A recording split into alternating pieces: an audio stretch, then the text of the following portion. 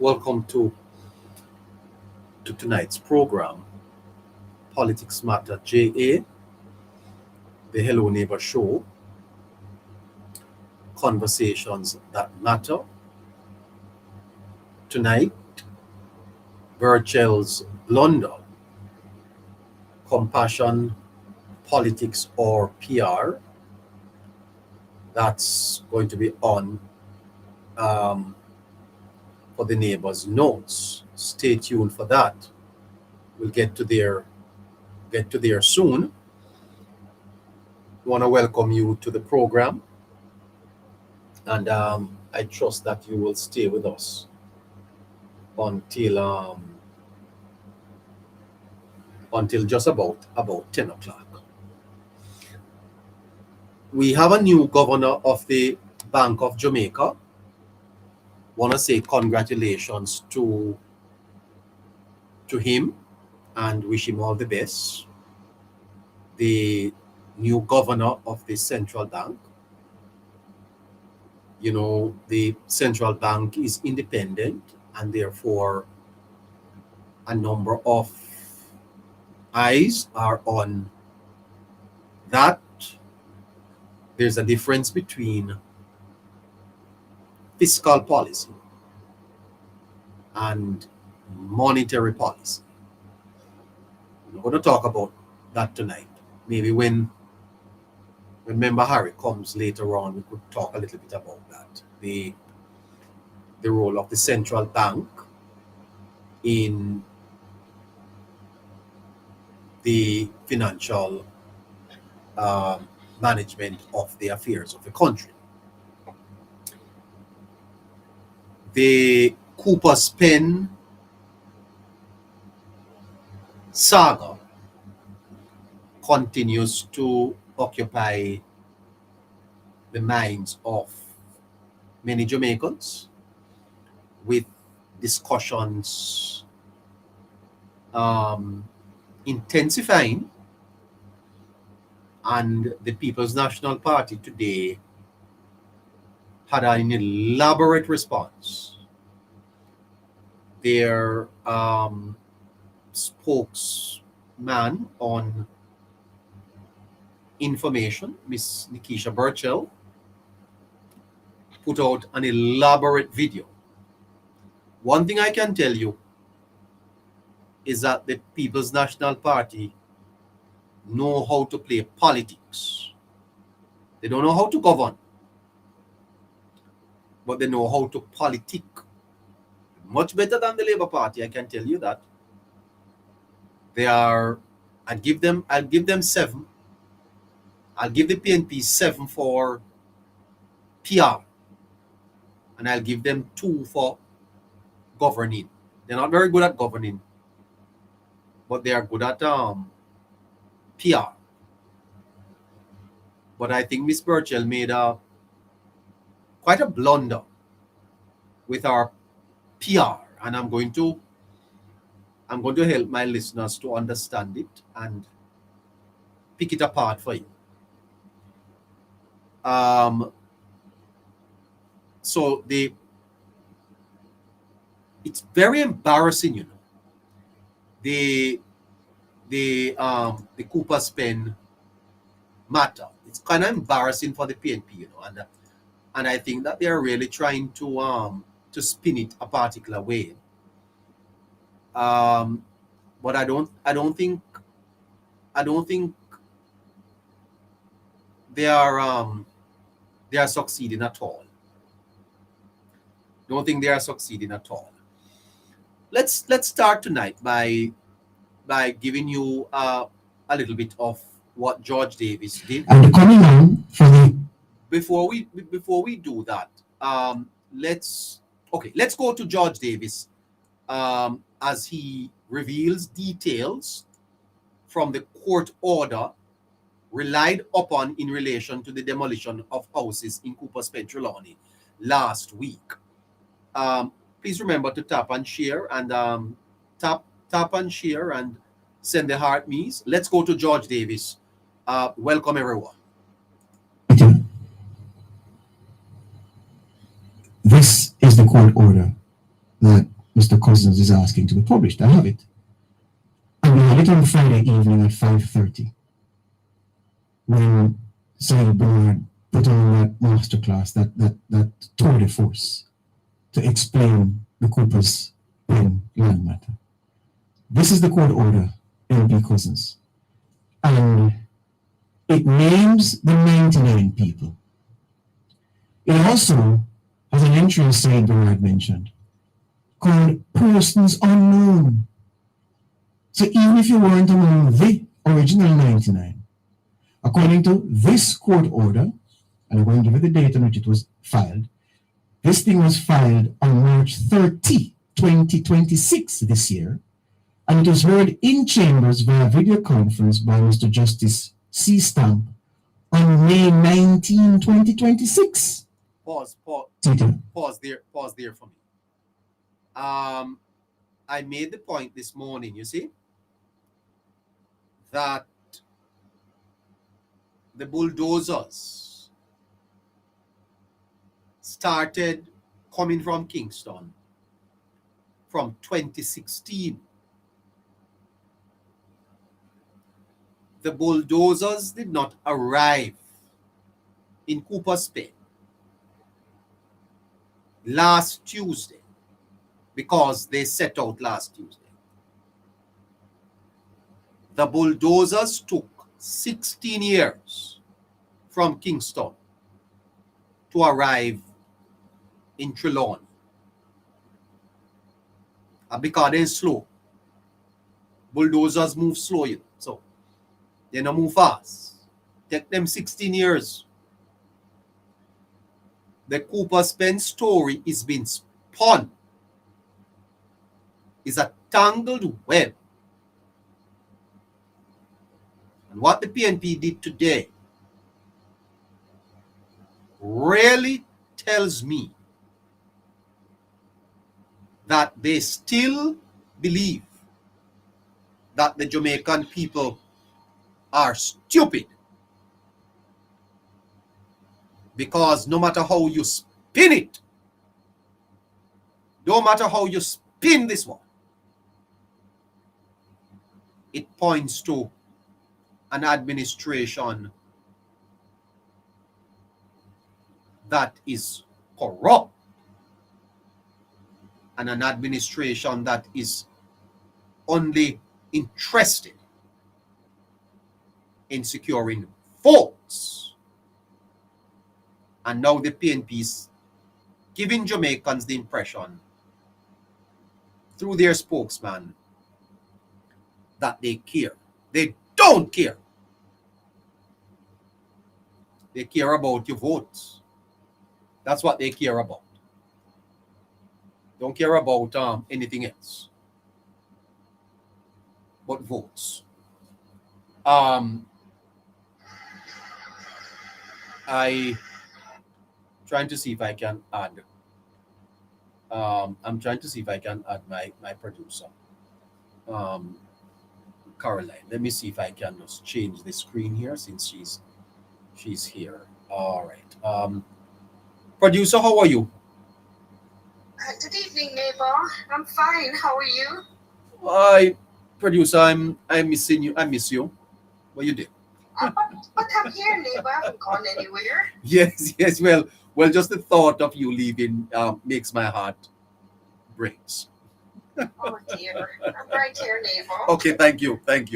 Well, I like you beside me at night. It gives me the energy and the the vitality to do this program. Good for you, neighbor. Yes. Listeners, I wonder if it's the green. Is the green? I think so. Yes. Well, nice to have you. Oh, glad to be here. Good evening, everyone. Could you please tap the screen, share the live, repost the live, send our memes, and for YouTube, asking you to give us the thumbs up and subscribe to our channel. And X, please repost. And for Facebook, we are also asking you to repost and share and like as well. Have a great show, neighbor. Thank you. Please send the heart needs now, please. Thank you so much. All right. So tonight in the spotlight, Burchell's blunder. And we're back on Cooper's pen because the story has taken on legs. Because the PNP is now saying that the JLP don't care. And the PNP has drawn the line in the sand, suggesting that the Jamaica Labour Party should be blamed for what happened in Cooper's Pen last week.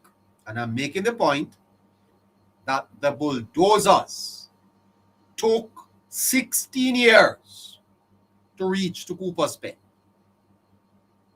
Make a note of that. All right.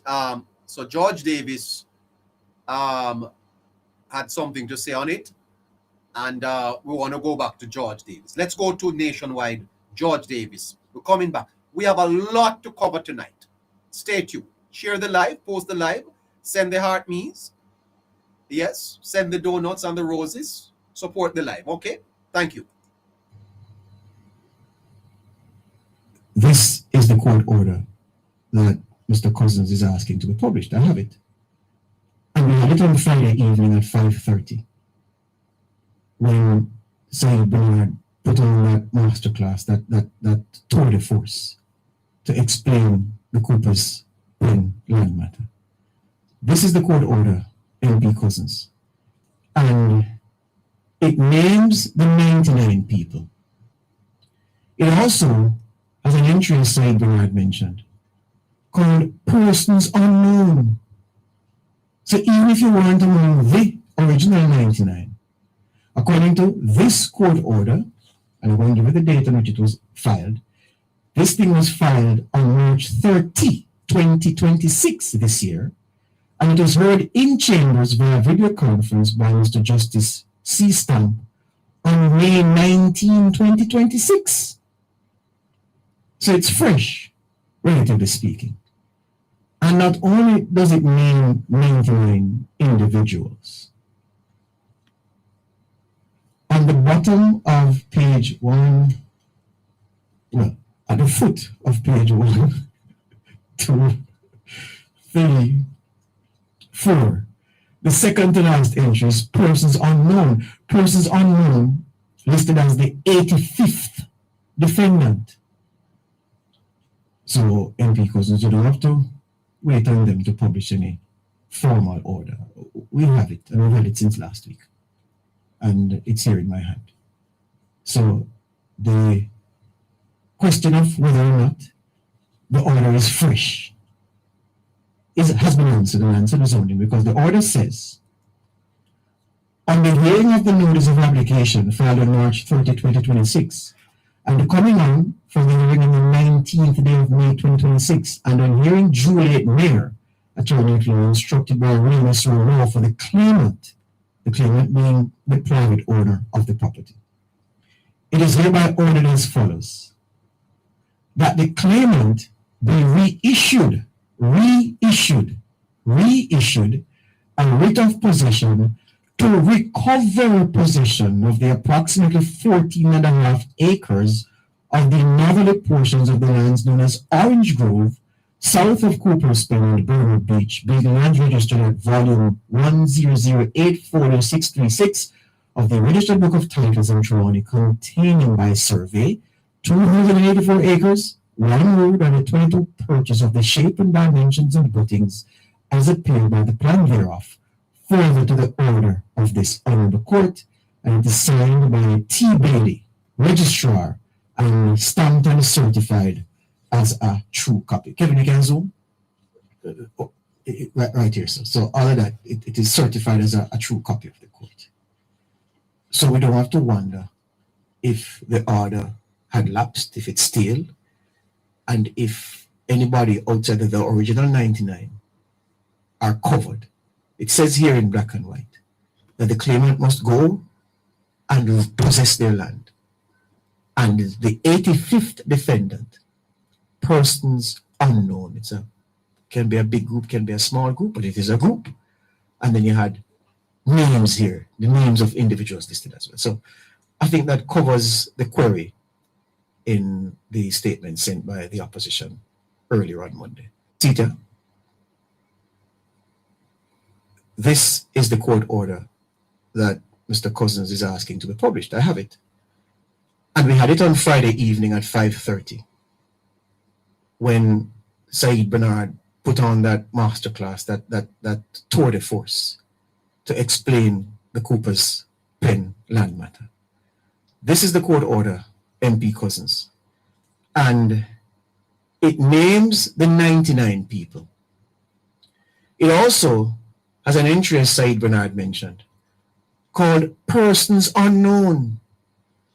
So even if you weren't among... All right, so there you have it from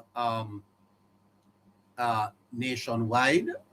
The matter of Cooper's Pen continues to make fascinating news here in Jamaica.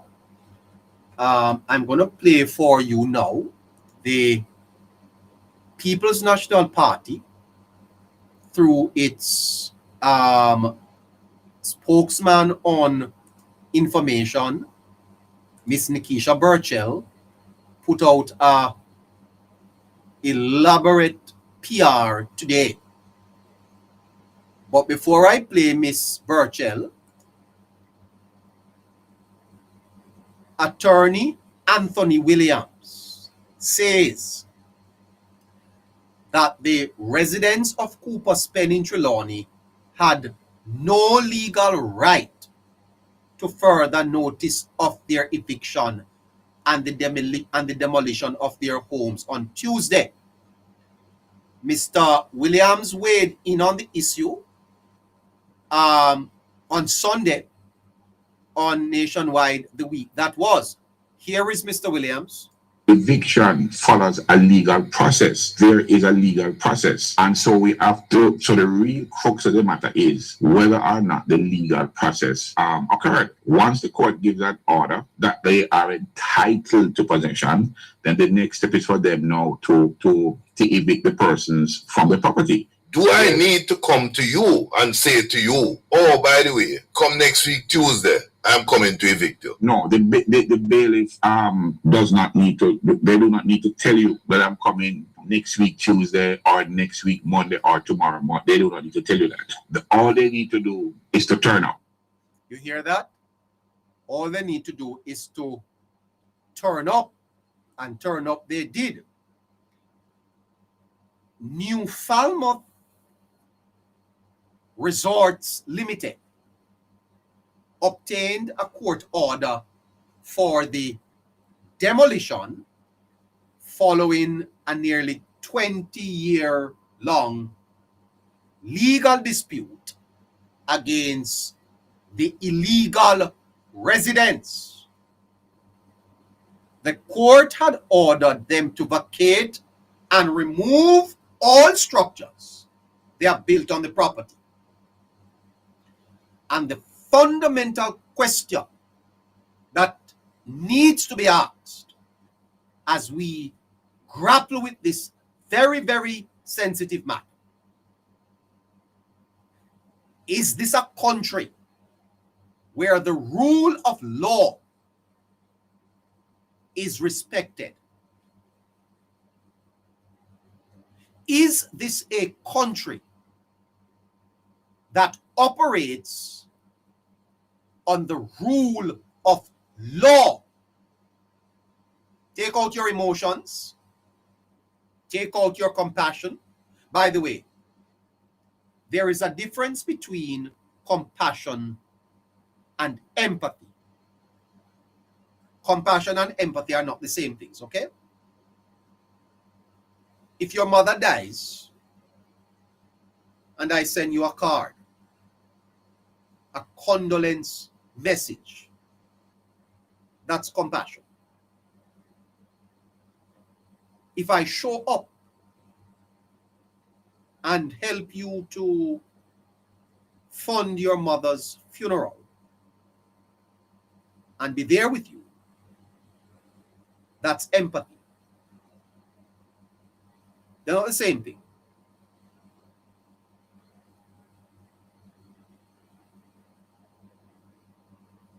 Is this a country where the rule of law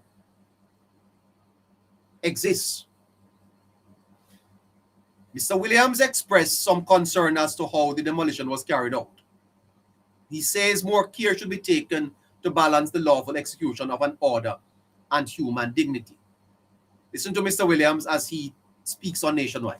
Eviction follows a legal process. There is a legal process. And so we have to, so the real crux of the matter is whether or not the legal process occurred. Once the court gives an order that they are entitled to possession, then the next step is for them now to evict the persons from the property. Do I need to come to you and say to you, oh, by the way, come next week Tuesday, I'm coming to evict you? No, the bailiff does not need to. They do not need to tell you that I'm coming next week Tuesday or next week Monday or tomorrow Monday. They do not need to tell you that. All they need to do is to turn up.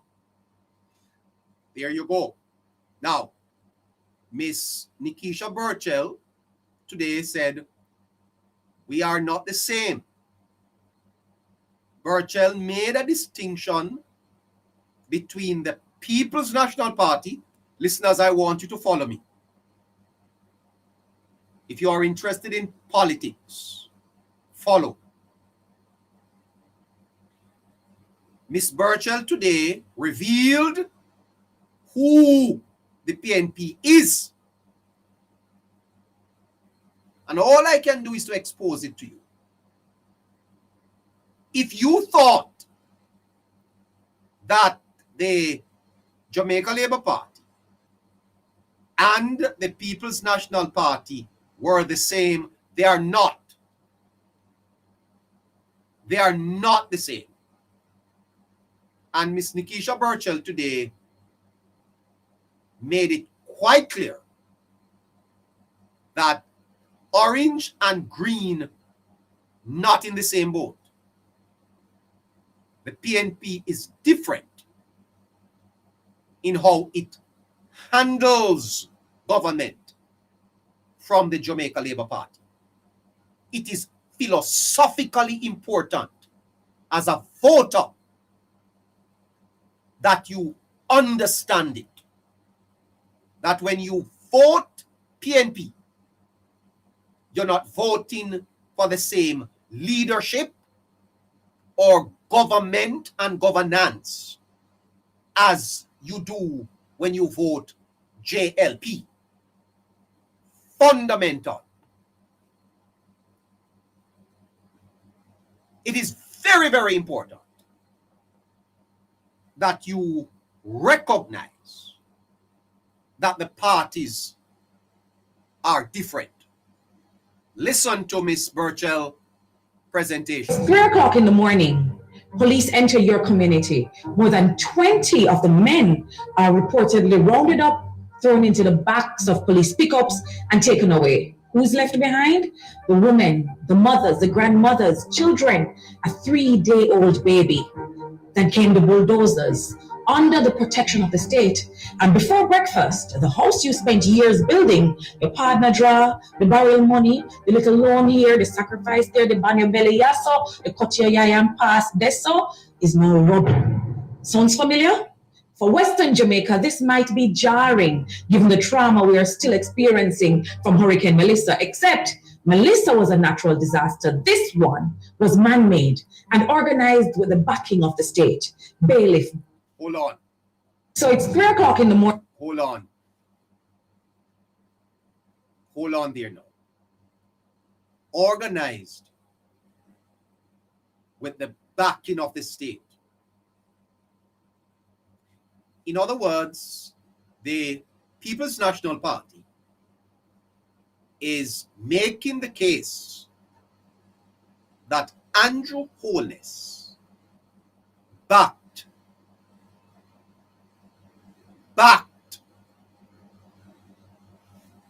the demolition. Stay with me because this is fascinating stuff. Just for reference, let us listen to again Context is important. Listen to Tova Hamilton, the Member of A Parliament. painful and a heartbreaking day for the people of Cooper Spring. Before we get back to Burchell, let's listen again to the Member of Parliament for the area, Ms. Tova Hamilton. Go ahead with Ms. Tova. And today I want to speak to it directly, not only as a Member of Parliament for Trelawney Northern, but as someone who stood with these families yesterday, saw their pain firsthand, and believe the public deserves to know what transpired.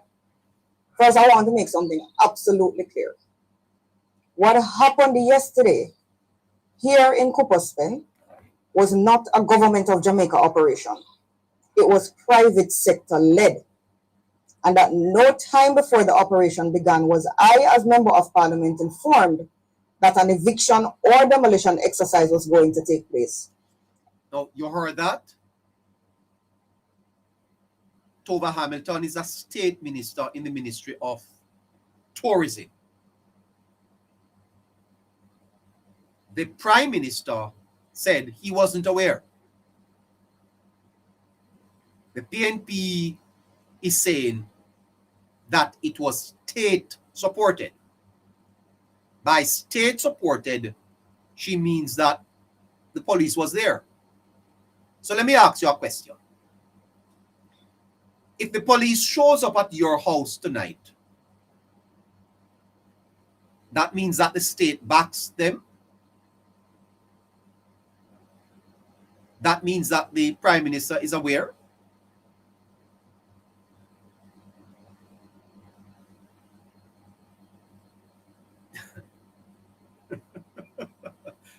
Anyway, I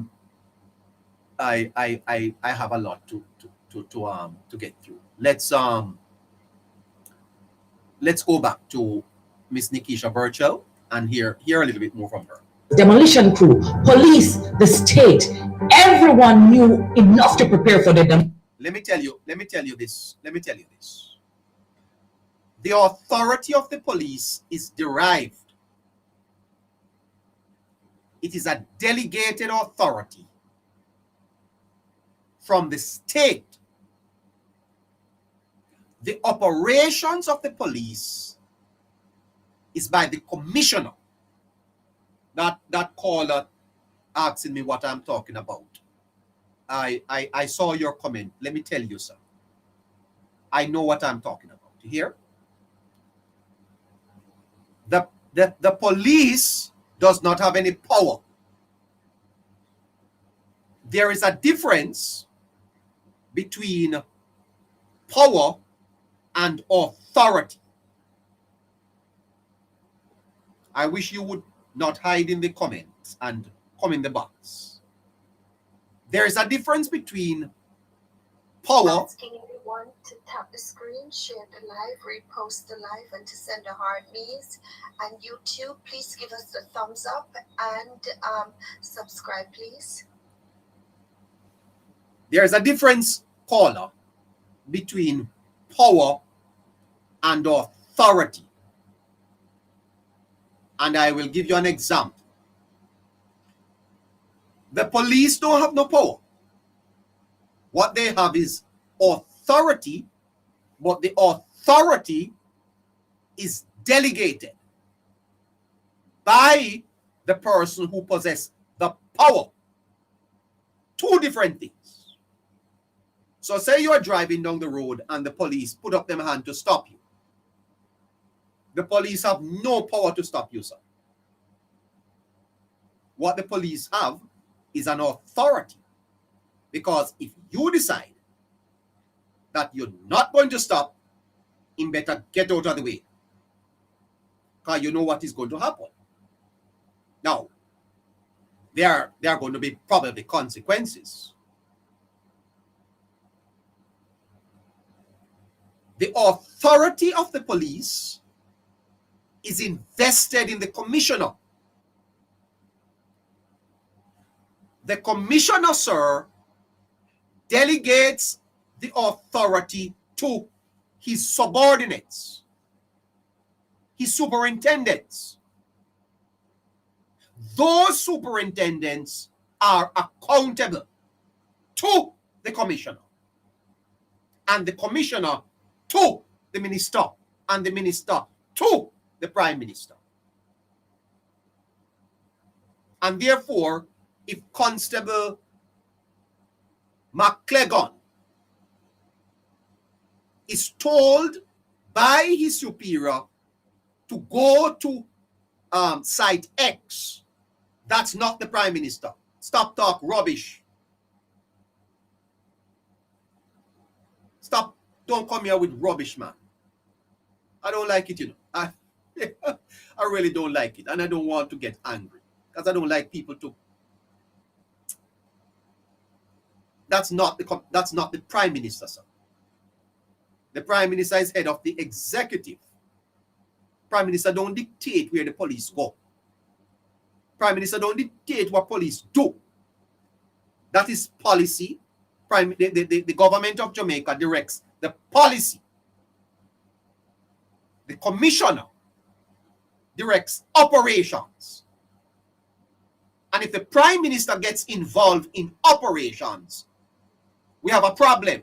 We don't want the prime minister to know where the police are going. Who house the police are going to raid tonight? Which order of the court the police is going to carry out? Not carry out, but assist in carrying out. That is rubbish. That's not how society operates and run. And do you, sir, know what separation of powers mean? Do you understand what it means? It means that the arms of government are separated from each other. Because Parliament don't always know what Cabinet do, you know, brother. Cabinet is a different arm from the Parliament. Not every member of Parliament know what happens at Cabinet. You have to be a member of the Cabinet. That's called the executive. That's different from the legislature, which is the Parliament. And the legislature is divided in two. Upper house, which is the Senate, and the lower house, which is the House of Parliament, which is the elected representatives. Okay.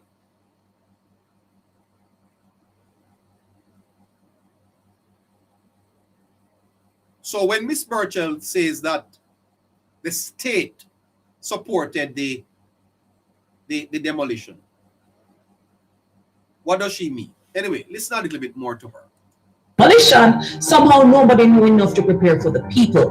And if you still believe PNP and JLP are the same thing, Cooper's pen is a good little case study for us to examine that. Absolutely. But who is going to take the time to explain it? Cooper's pen defines for you and I that there is a difference between the PNP and the Jamaica Labour Party. And it is for the people of Jamaica to decide which of these parties you trust, what type of country you want to live in. Having heard this and understand this case, it's a fascinating revelation by Miss Burchell. It's fascinating that the Cooper's pen case defines for us the philosophical difference between labor rights and comrades.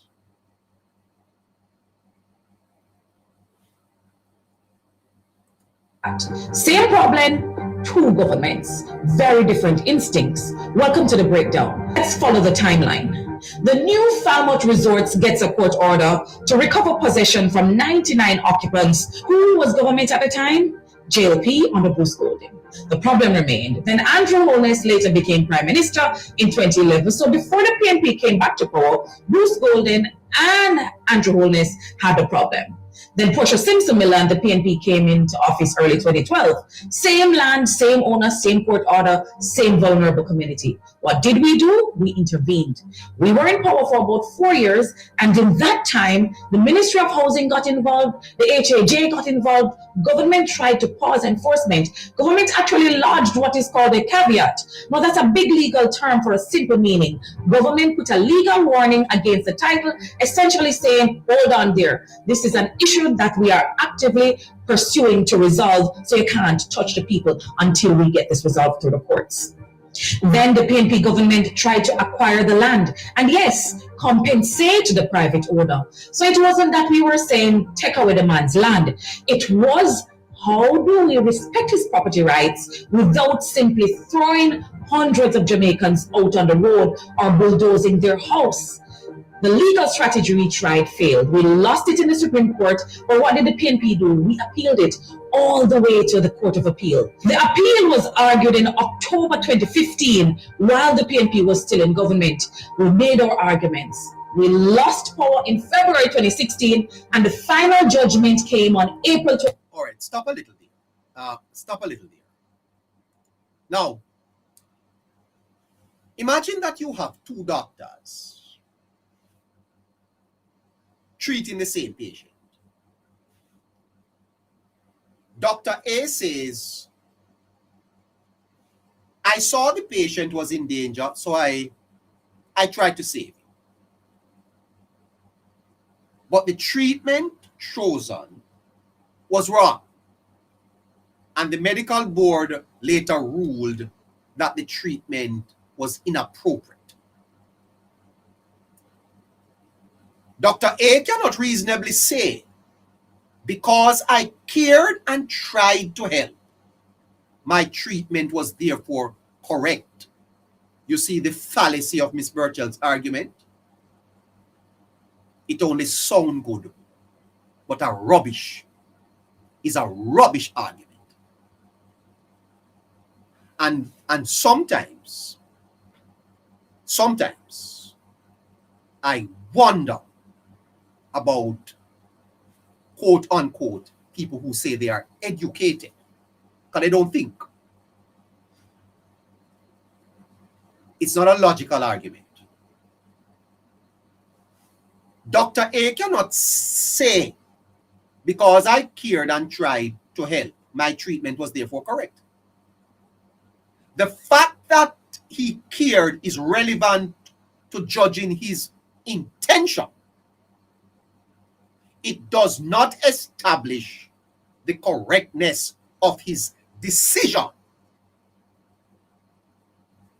It does not establish the correctness of his decision. That is the weakness in the PNP tried to protect the people. Therefore, the PNP cares and the JLP doesn't. Because the PNP's intervention is evidence that it chose to intervene. It isn't proof that its strategy was correct. And in Cooper's pen, the courts did not merely say that the PNP strategy failed.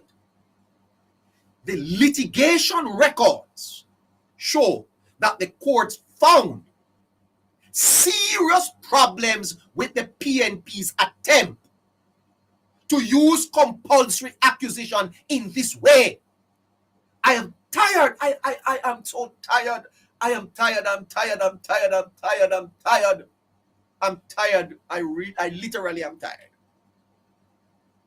of these people. I'm literally tired of it.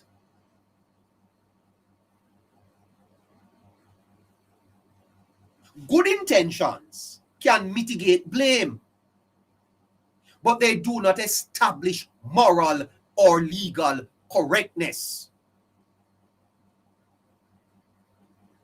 And when, listen to me, Jamaica, I want to look you dead in the camera and tell you this.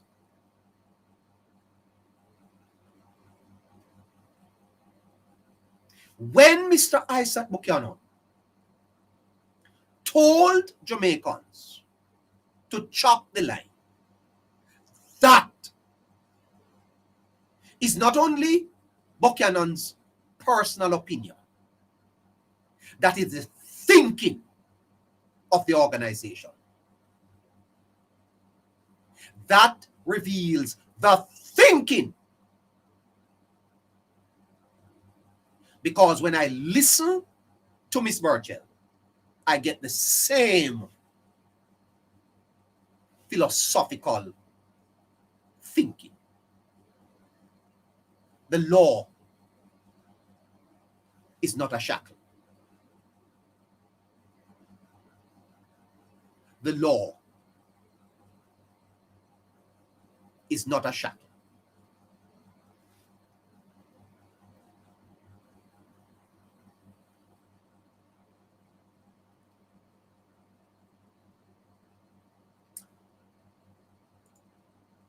July 2016, less than 2 months after we left office. We lost the appeal, but we did not abandon the people. April 2016, judgment comes down, PNP is out of office, Andrew Holness is back as Prime Minister. 10 years later, 2026, Andrew Holness is still Prime Minister, and housing is one of the portfolio areas overseen from the office of the Prime Minister. So what happened for 10 years? The court blocked one route that we tried. It did not ban negotiation. It didn't prevent the government from finding alternative land. It didn't ban purchase arrangements. It didn't ban service to lots. It didn't ban humane relocation. The court settled the legal issue.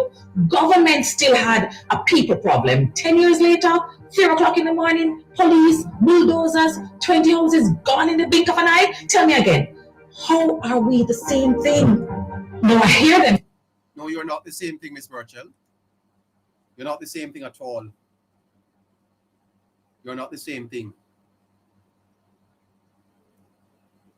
Imagine two parents have custody of a child. Just imagine. And parent A is responsible for the child today, and the child is injured. So parent A says, I didn't personally cause the injury, but I accept responsibility because I'm the parent. Fine. But suppose parent A then says, when I had custody previously and made a decision that contributed to the child's difficult circumstance, that wasn't my responsibility because I was trying to help. You immediately see the inconsistency. Because if having authority creates responsibility, then the principle applies to your own period of authority too. This is the problem with Miss Burchell's apparent argument. The Prime Minister didn't personally order the bulldozers, but because he has the power of the state, he must accept responsibility. Well, that is a legitimate principle. But then it must be applied to the PNP also, because the PNP was in government in 2012. And it exercised governmental power, sought to stay the enforcement, and paused compulsory acquisition. The Court of Appeal records confirms that governmental intervention. So the fair principle is governmental power creates political responsibility, but it does not create partisan immunity. You cannot use executive responsibility as a weapon against the JLP and then turn it off when examining the PNP's own period in government.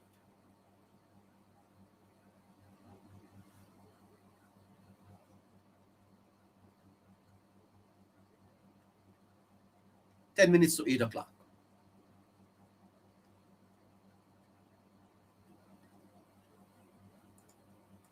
Saying government never ordered the demolition. Why blame Andrew for everything? What you expect the Prime Minister to do? Maybe the Prime Minister did not personally order a bulldozer. That is not the point. There are consequences to winning an election. When you win, You get the power of the state, you appoint ministers, you determine policy, you oversee agencies, and you prioritize what is important for you. With power comes responsibility to govern and a responsibility for the welfare of the people. You cannot take the power, take the authority, and take the credit for everything that goes right. And then when something goes badly wrong, you ask what you expect Andrew to do. If that was a paper Miss Burchell was writing, she would get 1 out of 10. It's a flawed argument. It can't stand up to no scrutiny. It is weak. Burchell is talking nonsense. You know, boy, I tell you something. Anyway, what should I? What should I? All right. Anyway,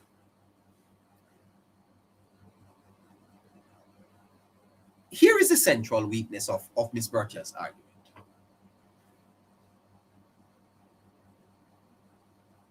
The PNP, you see, can legitimately say, when we were in government, we attempted to protect the residents. They can make that argument.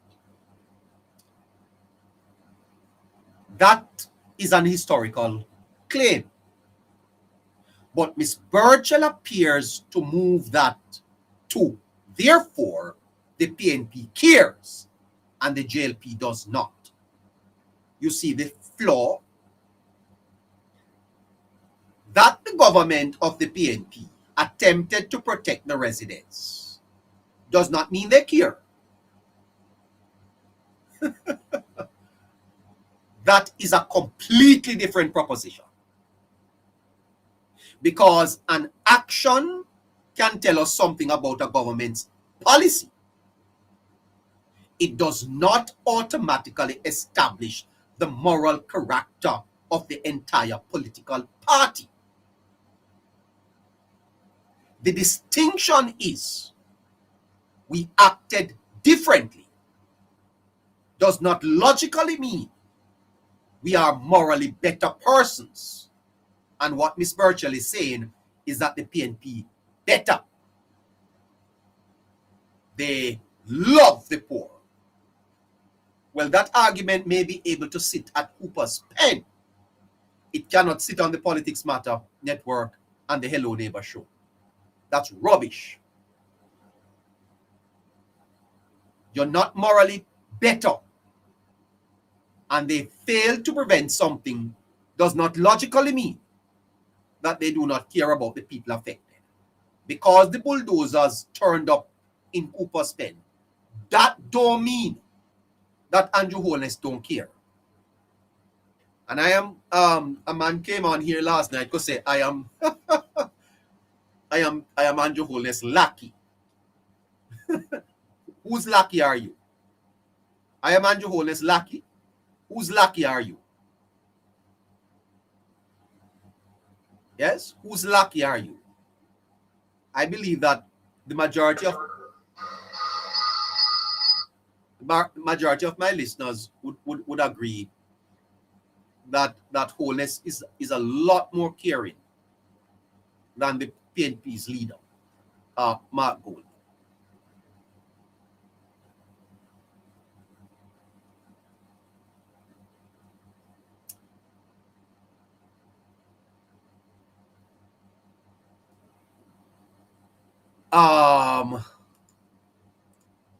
At the same time, the box talks with the government and yes, with the Prime Minister. Apparently, the state had enough warning to organize police before dawn, but not enough warning to organize how.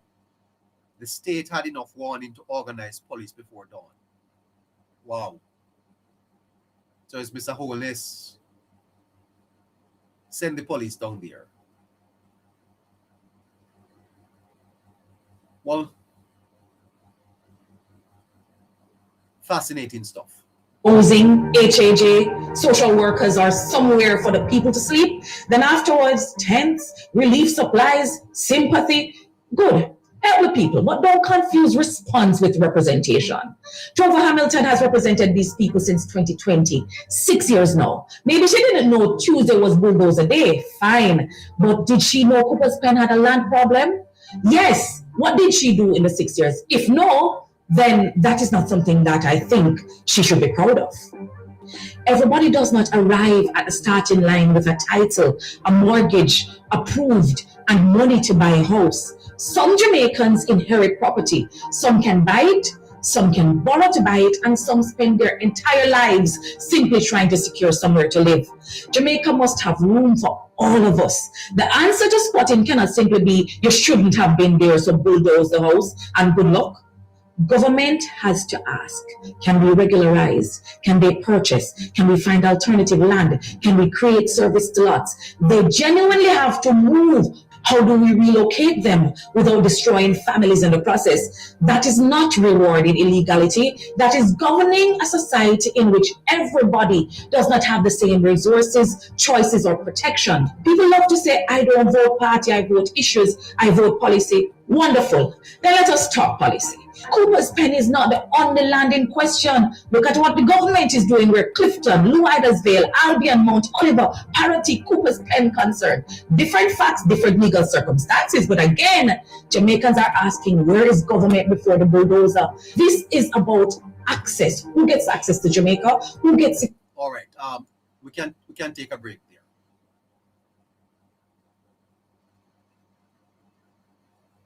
We cared cannot erase the court's criticism. And this is perhaps the most important point, because the court did not say that the PNP government was wrong because it did not care about the people. It did not say that. Quite the opposite. The judges understood that there was a genuine social problem. What the court rejected was the idea that the government could solve the problem by using compulsory acquisition to regularize an occupation that was already the subject of a court order. The PNP and the Labour Party are not the same. Justice Campbell, in his formulation, was particularly clear. The Housing and Land Acquisition Act, listen carefully, did not provide for compulsory acquisition of privately owned land. The PNP and the Labour Party are not the same. Listen carefully. The PNP will take away your property. The Labour Party will not. That's what Ms. Burchell is saying. To care is to break the law. That's the PNP. The Labour Party said, if you care for people, empower them. Give them agency. Give them dignity. Don't let them be squatters. The PNP encourages squatting. The Labour Party say, own something for yourself. They are not the same, Ms. Burchell. Thank you. Thank you, Ms. Burchell, for finally admitting that your party is bankrupt and have no place governing a society in the 21st century like ours. Thank you, ma'am. I'm very proud, Ms. Burchell. For the first time, I have to agree with you that the PNP encourages squatting. And that's what the Labour Party need to respond to this by saying. Thank you for telling the people of Jamaica that the PNP is a squatter party. And even if they need to go to court to allow squatting, they will do it. What a shame. But what an admission. Miss Burchell, you don't realize that you are tearing down your party, ma'am? You are tearing down your party and you not even know. Justice Campbell, in his formulation, was particularly clear.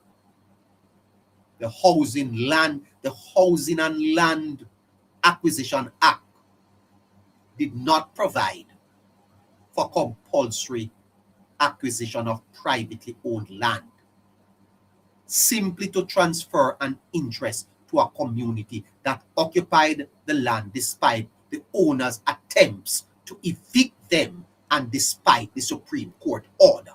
The Jamaica Labour Party and the PNP are not the same. The Jamaica Labour Party respects people's rights to own their land. Ms. Burchell is saying the PNP does not. Fascinating admission by Ms. Burchell. Ms. Burchell, if you are listening and you want to join us, we welcome you, you know. But this is what you are saying. What you are saying is that the PNP and the Labour Party are not the same. But what did the PNP do to save the patient? The PNP was prescribing medication that was wrong. You have a sick patient and you want to save the patient's life. And the medication you are prescribing, the medical board say, you can't give the patient that medication. It will kill them. And you say you care? You care about the patient. And the medical board says, the prescription is wrong. Fascinating stuff. That is the rule of law argument. And what Ms. Burchell is saying is that the PNP does not respect the rule of law. Fascinating admission, Ms. Burchell. Ms. Burchell said the PNP don't respect law. The philosophical principle is this, that a good social objective does not automatically make every means of achieving it morally or legally legitimate. The PNP is a socialist party. This is socialism.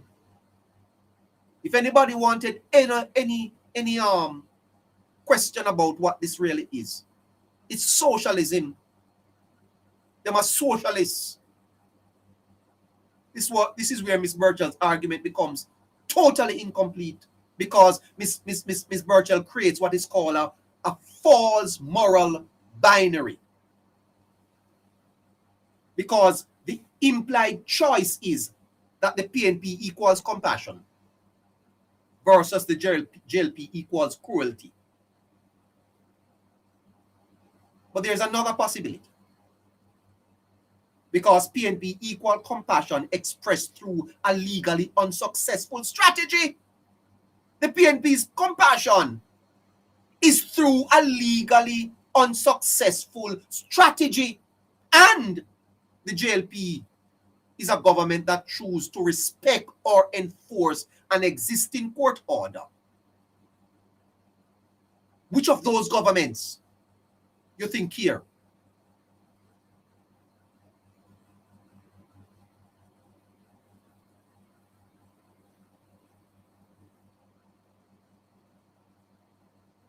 Because the question should not be which party cares.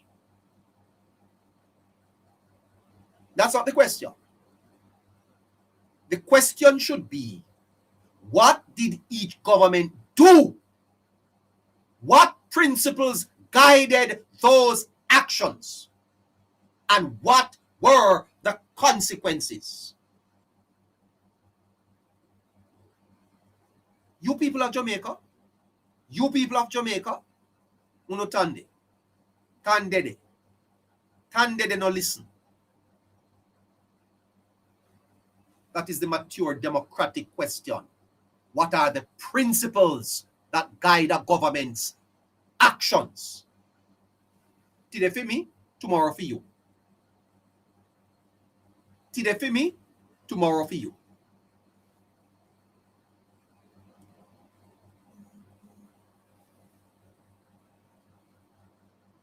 You know, human beings naturally interpret political behavior through in-group and out-group thinking.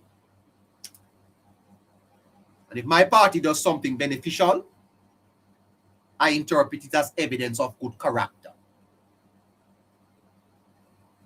So the Cooper's Pen residents sees what the PNP are doing as good character. It's the in-group, out-group phenomenon. If the opposing party does something I dislike, I interpret that as evidence of bad character. Now watch me. Even if my party is breaking the law, once it benefits me, then the party good. So even if the party thief and rob, for example, when the PNP plunged Jamaica into debt, and a lot of the debt, their own Ronnie Thwaite said it was a transfer of wealth from the poor to the rich. There are many in the society that felt that it is good, you know. That was good because guess what? Them benefit. It's like the mother whose son is a scammer. Your son is a scammer. And every night him come home with this big pack of money. And oh, you love him. What a nice boy. Because guess what? You get some of the money. And when police eventually catch him, you go to funeral, go bad. Because he was a good boy. Because look there, him buy me this, him buy me that. It's in-group, out-group thinking. And this is where the politics of the country becomes so deleterious to the progress of the nation. Because the in-group, out-group thinking consumes us so much that we do not look at the national picture. We look at the partisan picture. That's part of the problem that Jamaica faces, you know.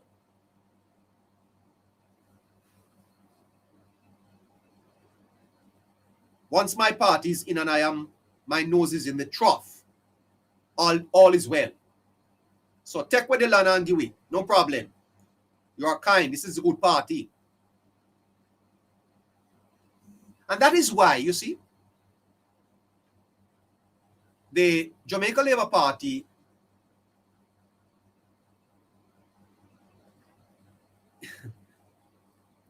they are not the natural party of Jamaica, you know.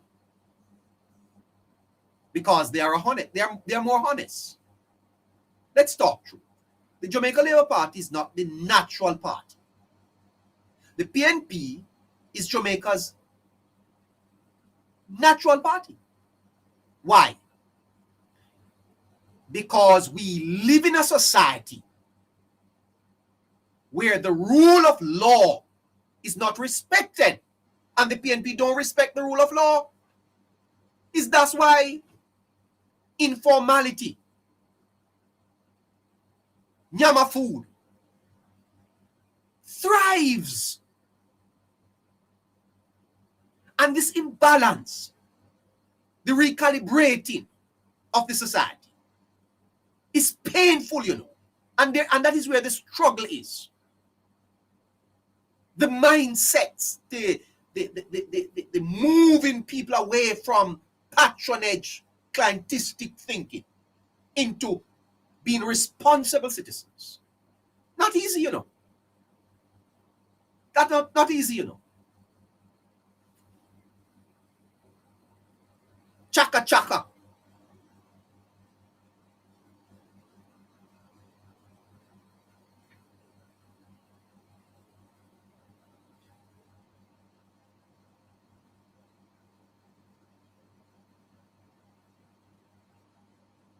Ms. Burchell's formulation of "we are not the same" is a powerful political language, because the PNP itself has promoted the Cooper's Pen discussion in precisely those comparative terms. Ms. Burchell is saying that the PNP is a party that does not respect the law. Fascinating. We are not the same is not itself an argument. It's a framing device, because it asks the audience to compare the moral identity of the parties rather than critically examine the particular decisions of the government. And that, Ms. Burchell, is what is called the psychological shortcut. You're shortcutting the people.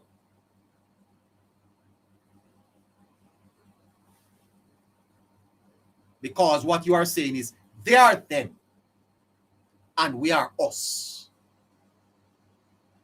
And once that happens, the same behavior can be interpreted differently depending on who does it. That's the danger of partisan moralization. Partisan moralization. May as well you been quiet, man, because you have really stirred up some answers here. And then you talk about the Prime Minister creates the Prime Minister. You go on to talk about the Prime Minister. Ms. Burchell's argument, you see, is that the Prime Minister did not personally operate the bulldozer, but nevertheless he bears political responsibility. That is not an invalid argument, because the Prime Minister does not have to personally give instruction for a government to bear political responsibility for the actions of the state. But if that principle applies to the Prime Minister, it has to apply to everyone. The JLP government, they have governmental power. Therefore, they have to accept responsibility. While simultaneously, the PNP government, they had governmental power too, but they were just trying to help. Mr. Holness must accept responsibility, but you don't accept none because you were just trying to help. Ms. Burchell, the same standard must be applied retrospectively. The PNP government was not merely an outside commentator in 2012. The Court of Appeal records that the minister's applications were effectively made by the minister, supported by the Housing Agency of Jamaica, and officials that were authorized agents acting on behalf of the government of Jamaica. And that government declared the land an improvement area and pursued compulsory acquisition. The government of the PNP. And therefore, if executive power creates political responsibility, the PNP must also accept political responsibility for the strategy it chose. What responsibility is the PNP accepting for the strategy that the court found to be wrong?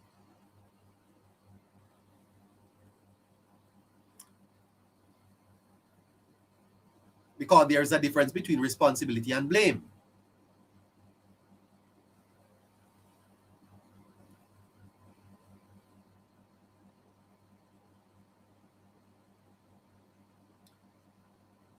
Ms. Burchell is correct. The PNP failed. They failed the appeal. But what does an appeal prove? The appeal proves that the government disagreed with the lower court and wanted the higher court to reconsider the matter. You don't appeal if you don't disagree. So the fact that the PNP appealed meant that they disagreed and they wanted the higher court to overturn the lower court's decision. The appeal does not prove that the PNP is morally correct. The Court of Appeal heard the minister and rejected the appeal. The 3 judges agreed with the reasoning and conclusion of the judgment of the lower court. Therefore, historically, the PNP was wrong at the first stage and they were wrong at the second stage.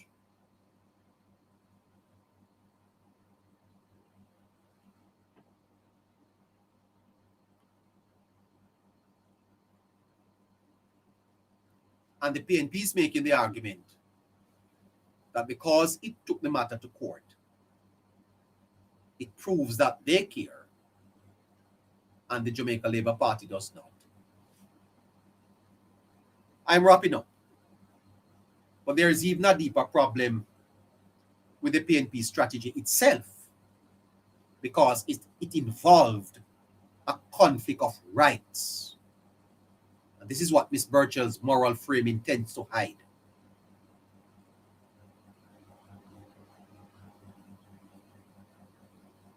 Because there were not simply good people versus bad people. There were competing human interests. The resident had homes, families, livelihoods, and a legitimate concern about displacement. The landowner had property rights, and the PNP did not respect that. That's the difference. Ms. Burchell is pointing out the difference, that the PNP does not respect landowner rights. That should be concerning to every landowner in Jamaica. That the PNP seem to be more concerned with the people living on people's land than they are with property owners' rights. Ms. Burchell, don't make that slip out of your mouth. Not do that. Not do that, Ms. Burchell, because property owners tonight, all property owners in Jamaica should be very concerned about the PNP returning to power. I tell you the truth. If you own property in Jamaica, listen to Ms. Burchell. There is a very deep problem here with Ms. Burchell's argument. Because the strategy pursued by the PNP did not respect the rights of the landowner. As a matter of fact, the PNP tried to take away the man's land and give it to the people. That, Ms. Burchell, is not defensible, you know. And on top of that, the judge surmised that it was because the man was not from a particular family. So is the PNP admitting that it is classes, that classism exists? Is the PNP admitting that if you're not a Toponaris, you can't own certain things in Jamaica? Oh, Ms. Burchell, you have opened many questions here, you know.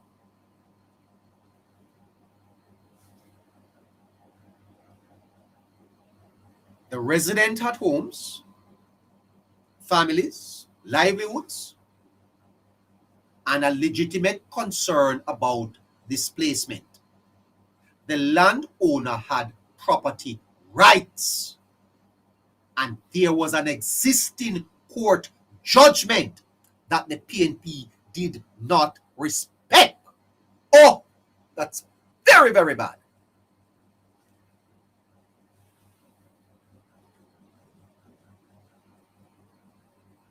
The challenge for the government was therefore, how do you protect vulnerable people without violating the rights of another citizen? That's the real Cooper's Pen problem.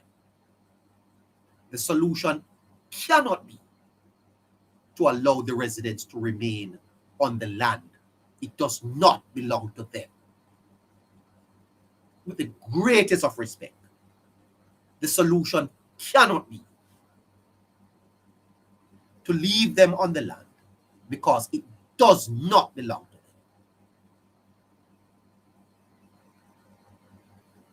The solution cannot be that the residents are vulnerable, therefore the landowners' rights don't matter.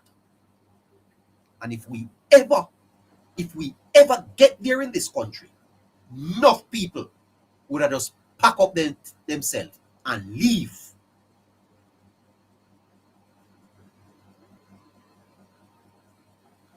And I'm not saying that because the landowner won in court, the government has no moral responsibility for what happens to the residents. That's not what we are saying here. Because as the government has demonstrated, it cares. I want to make this point to Ms. Burchell and to the PNP, that a constitutional democracy must hold both truths simultaneously. Ms. Burchell, a constitutional democracy must hold both truths simultaneously. It must hold the truth of the landowner's rights, while it must also protect the dignity of the citizens.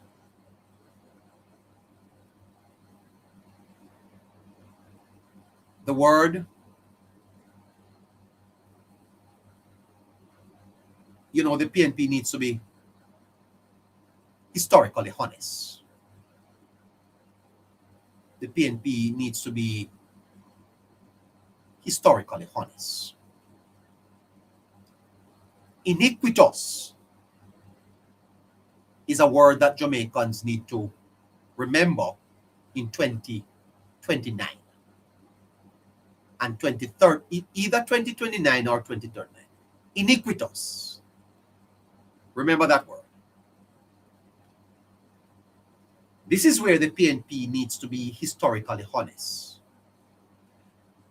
Because Justice McIntosh did not merely say the application failed. Ms. Burchell, listen up. McIntosh did not simply say the application failed. He called it iniquitous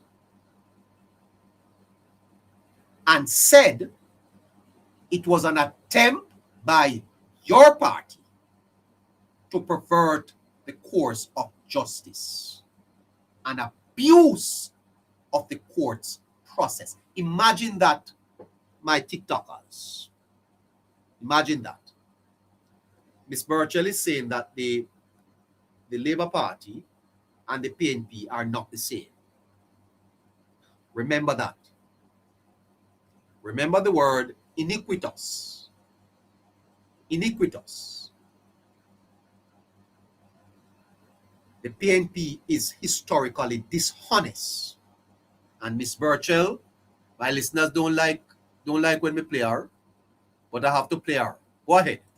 Security who gets protected by the state. Jamaica must have room for the person who can afford the beachfront villa and the person who needs the state's help to secure a little piece of land to build a 2-bedroom house. Or was it 1 bedroom? Remember that story there? Sound familiar? Mm-hmm. The JLP had the problem before under Bruce Golding and under Andrew Holness. The PNP inherited it in 2012. We intervened, we tried to protect the residents and tried to compensate the owner. Lost it in the Supreme Court and took it all the way to the Court of Appeal. You know, I have a hammer in my hand. It's an old hammer. And I'm going to tell you that I could use this hammer to do several things. This hammer, it's an old hammer. I can use this hammer to do several things. This hammer can be used very destructively, you know.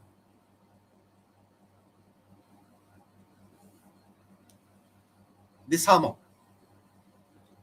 can be used very, very destructively. As a matter of fact, it can be used to unalive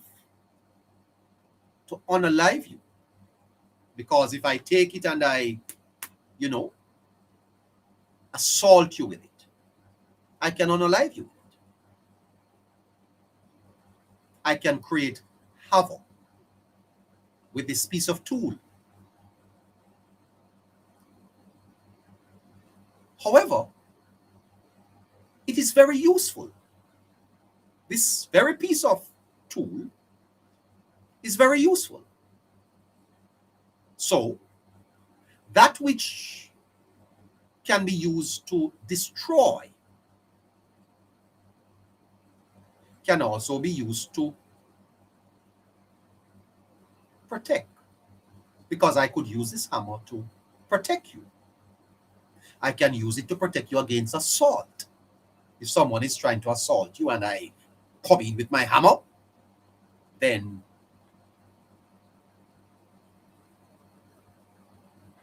you know, and then I can use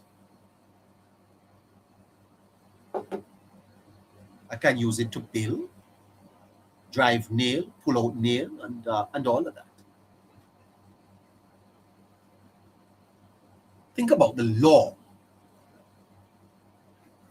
in the same terms. The law is like a hammer.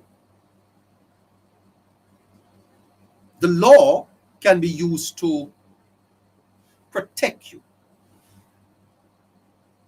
The law can be used to, if the person behind it is without integrity, to destroy. And the court said that the landowner suffered. And it was the law that was being used. The final judgment came less than 2 months after we left office. The JLP inherited the problem again in 2016. They had 10 years. It's 2026, bulldozers. All politicians are not the same. Don't argue with me. Let's show them the record. All politicians are not the same. Don't argue with me. Let's show them the record. Let's solve the problem. 2 problems, 2 government, 2 different approach. It matters who represents you. It matters what policies you vote for. It absolutely matters who governs. We're not the same. I'm Nikisha Burchell, and this has been another episode of The Breakdown. We're not the same. You should be ashamed of yourself to admit that. Miss Burchell, you should be ashamed of yourself. If I were your leader, ma'am, you couldn't speak on my behalf. Because what you have revealed is the dirty underbelly of your party.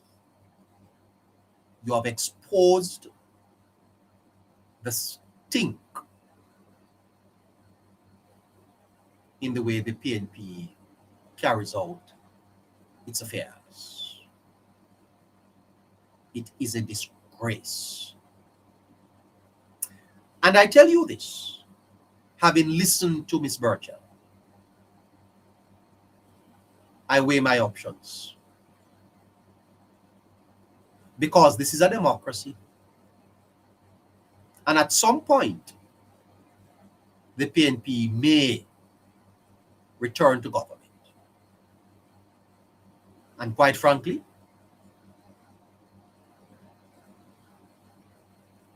I would be very uncomfortable living under a government that does not respect the rule of law. The law is to be a shackle, not a tool of social engineering. We must be shackled by law. And when you hear politicians admitting that they used the courts in a malicious way and coming to boast about it, that tells me that this democracy is threatened. And we are sitting on something here, you see. Or you listening to me there, you don't even know what Miss Burchell is up here admitting. Miss Burchell is doing PR.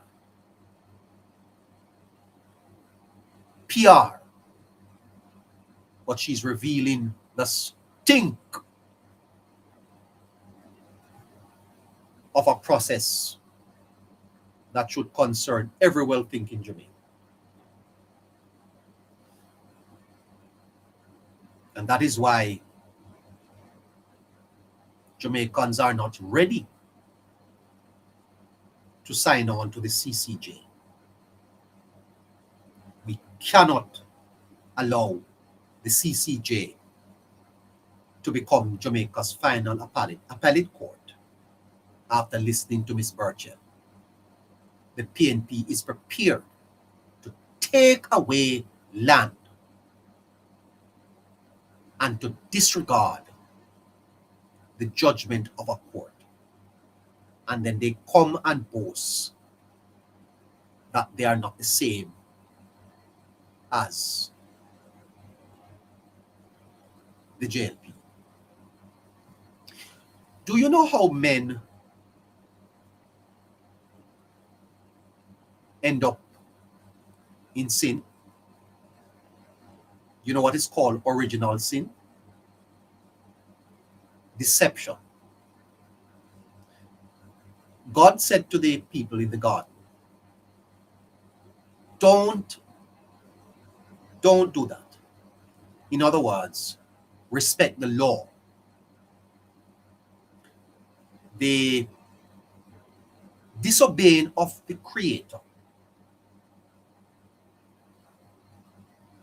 is what the distrust of the Creator's words is what is called original sin. Landed men into a lot of mess. And from that theological principle, you learn that you must respect the law. When you don't respect the law, you end up in a mess. Laws exist for a reason. It is to create balance so that the field is level. There may be differences in social statuses. There may be differences in educational achievements. There may be differences in economic power. There must be no difference under the law. Whether you're rich or poor, black or white, there must be one law for all. And when a government disregards that fundamental principle, then the citizens are at terrible risk.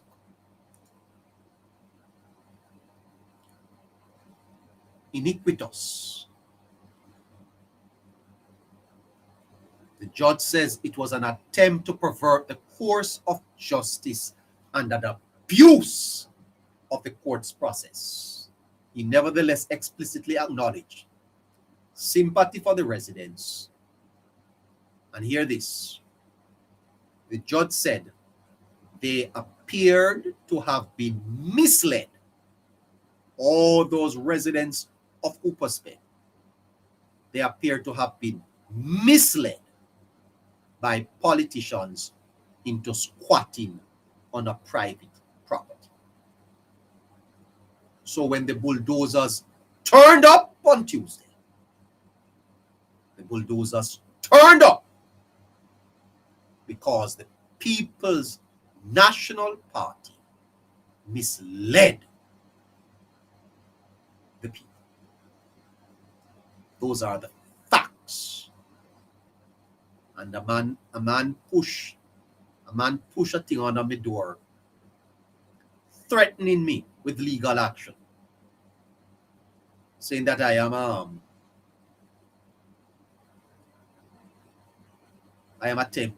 must be careful not to defame the party.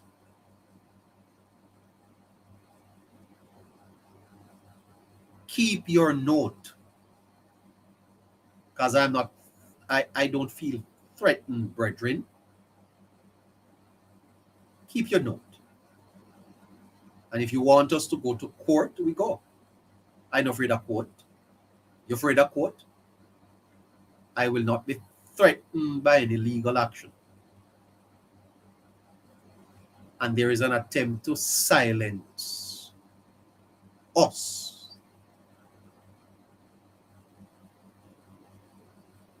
But it not gonna work. It not gonna work. We have an opinion, and we will continue to, with the support of our listeners, say what our opinions are. The people who should be threatened are the foul-mouthed ones on that side that come on the air night after night, spouting lies,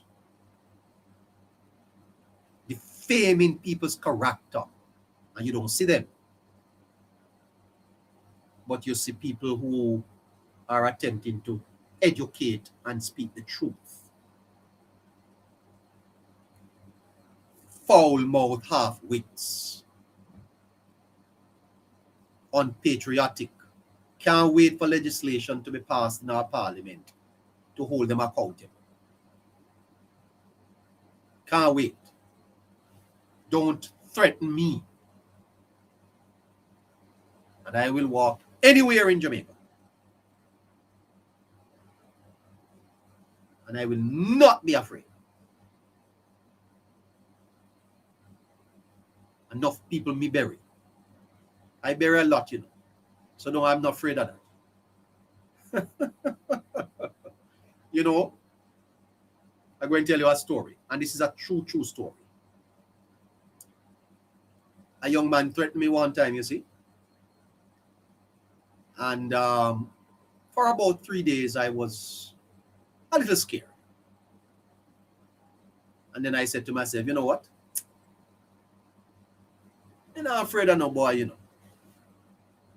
So I went back to the spot, and when I was going there, I saw the man on a bicycle. And when the man see me come, the man pick up one speed and run. And I say, you see that? No. We don't take that. Iniquitous. An attempt to pervert the course of justice and an abuse of the court's process. The judge, nevertheless, acknowledged sympathy of the residents and said they appear to have been misled by politicians into squatting on a private property. When the bulldozers arrived in Cooper Spain, that was because the PNP misled the people. The PNP must not be historically dishonest. That combination by the judge is extraordinary.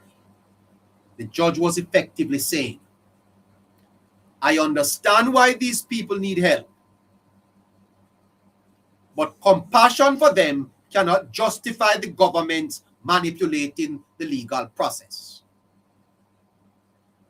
I understand the people need help, but that don't mean that the government must manipulate the legal process. That is a philosophical lesson that transcends governments, both Jamaica Labour Party and People's National Party. And it should trouble both parties. The Prime Minister has ordered an investigation into this matter, and we await a comprehensive response from the Prime Minister when the matter is completed. Finally, because there is a psychological weakness in moral licensing, there's another psychological danger in the argument. Because we try to help vulnerable people, our action should be interpreted more generously. That is moral licensing.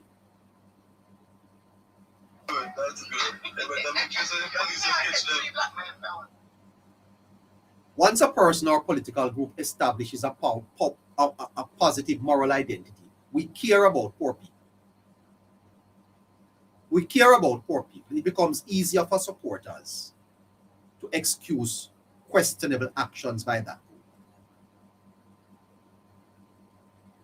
We care about the poor. Once the JLP is framed as the party that will do speak, everything the JLP does can be interpreted through moral lens. And that is precisely why democratic accountability requires us to judge actions.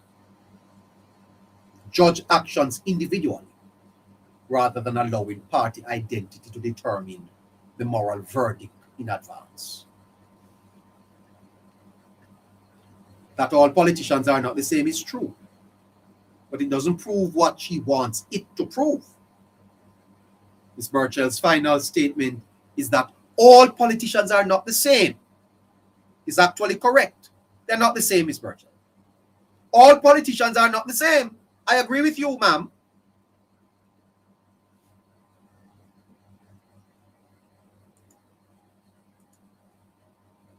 Give me a second.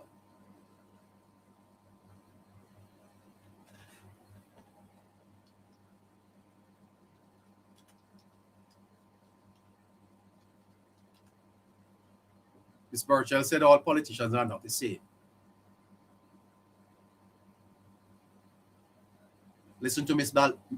Dalrymple Philibert as she described who you are.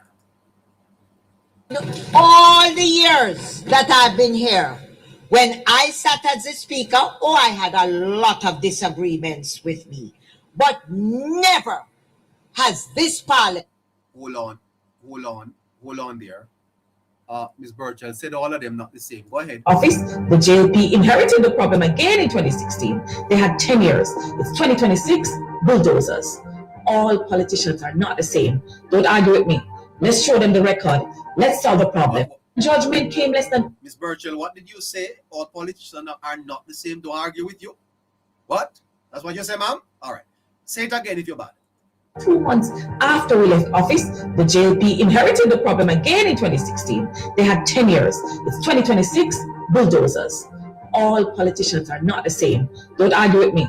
Let's show them the record. Well, you said all politicians are not the same. Don't argue with you. I won't argue with you, Miss. I will not argue with you. I'm going to ask Miss Dalrymple Philibert.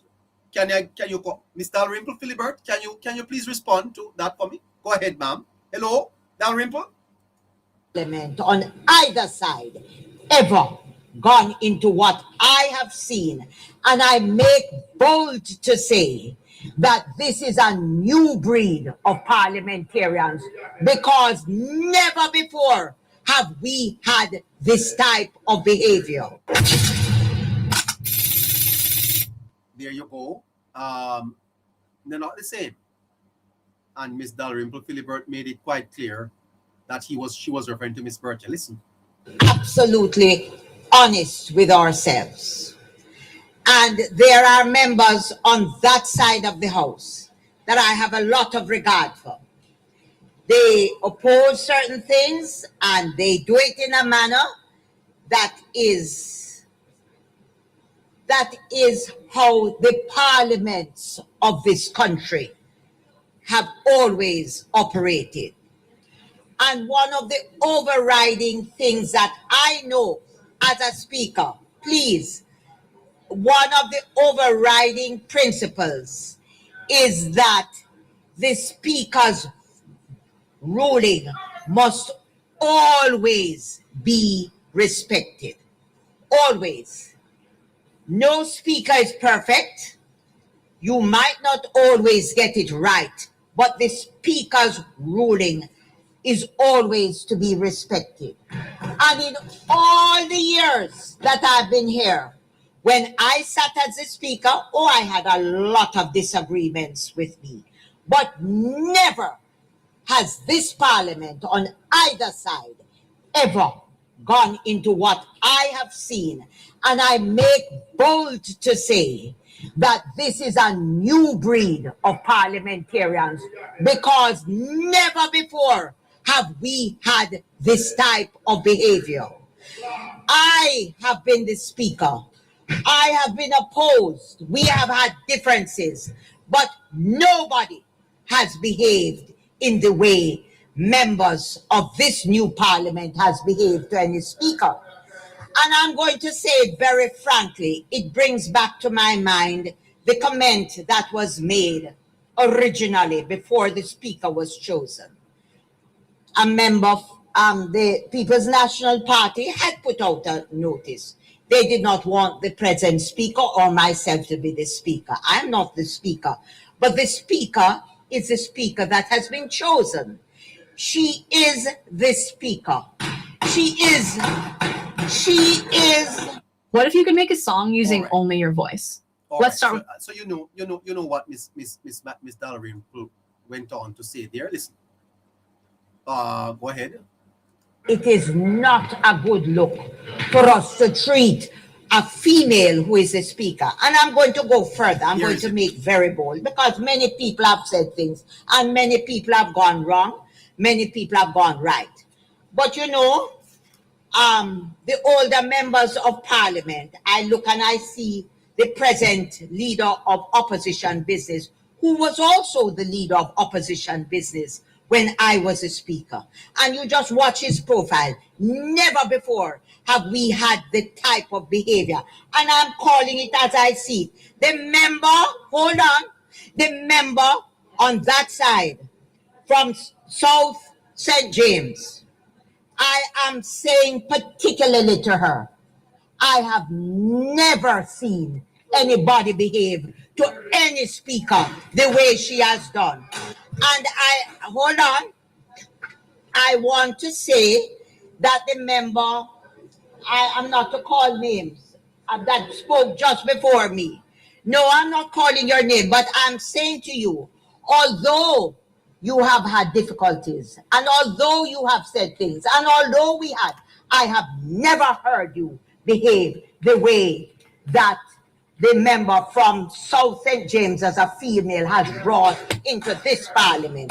I'm calling her out because she's young, she's new, she's female, and we have a female speaker. And if you do anything with the revision, it doesn't matter. There you are. So, Ms. Burchell, when you say that all politicians are not the same,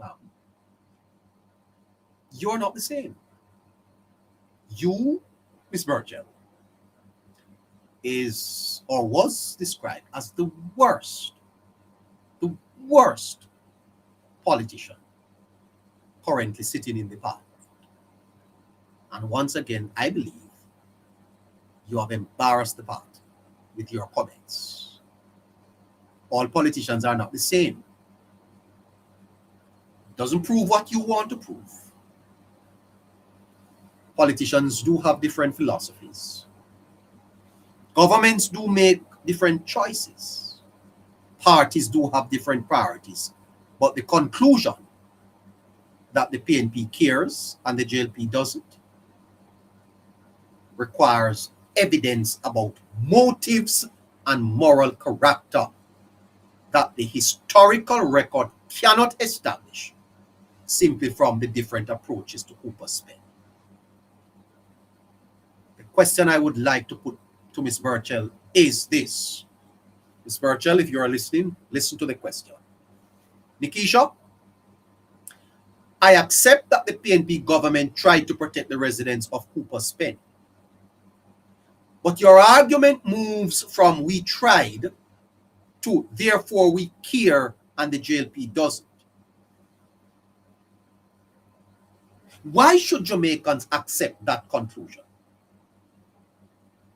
Your government strategy was challenged in court, described by Justice McIntosh as iniquitous, found by Campbell to be an abuse of process, and the Court of Appeal upheld the substance of that decision. Nikisha, does the PNP accept political responsibility for choosing that strategy, even though its intention was to help the residents? Nikisha, you argue that because the present Prime Minister has executive power, he must accept political responsibility for what happened under his government, even if he did not personally order the bulldozer. Do you, Nikisha, apply that same principle to the PNP government that exercised executive power in 2012 and pursued compulsory acquisition at Cooper's Pen? And finally, Nikisha, are you asking Jamaicans to judge governments by their intentions or by the legality and consequences of their actions?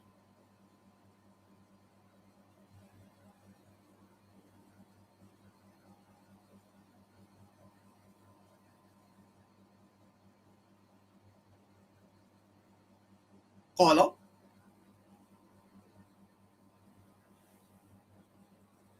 Caller?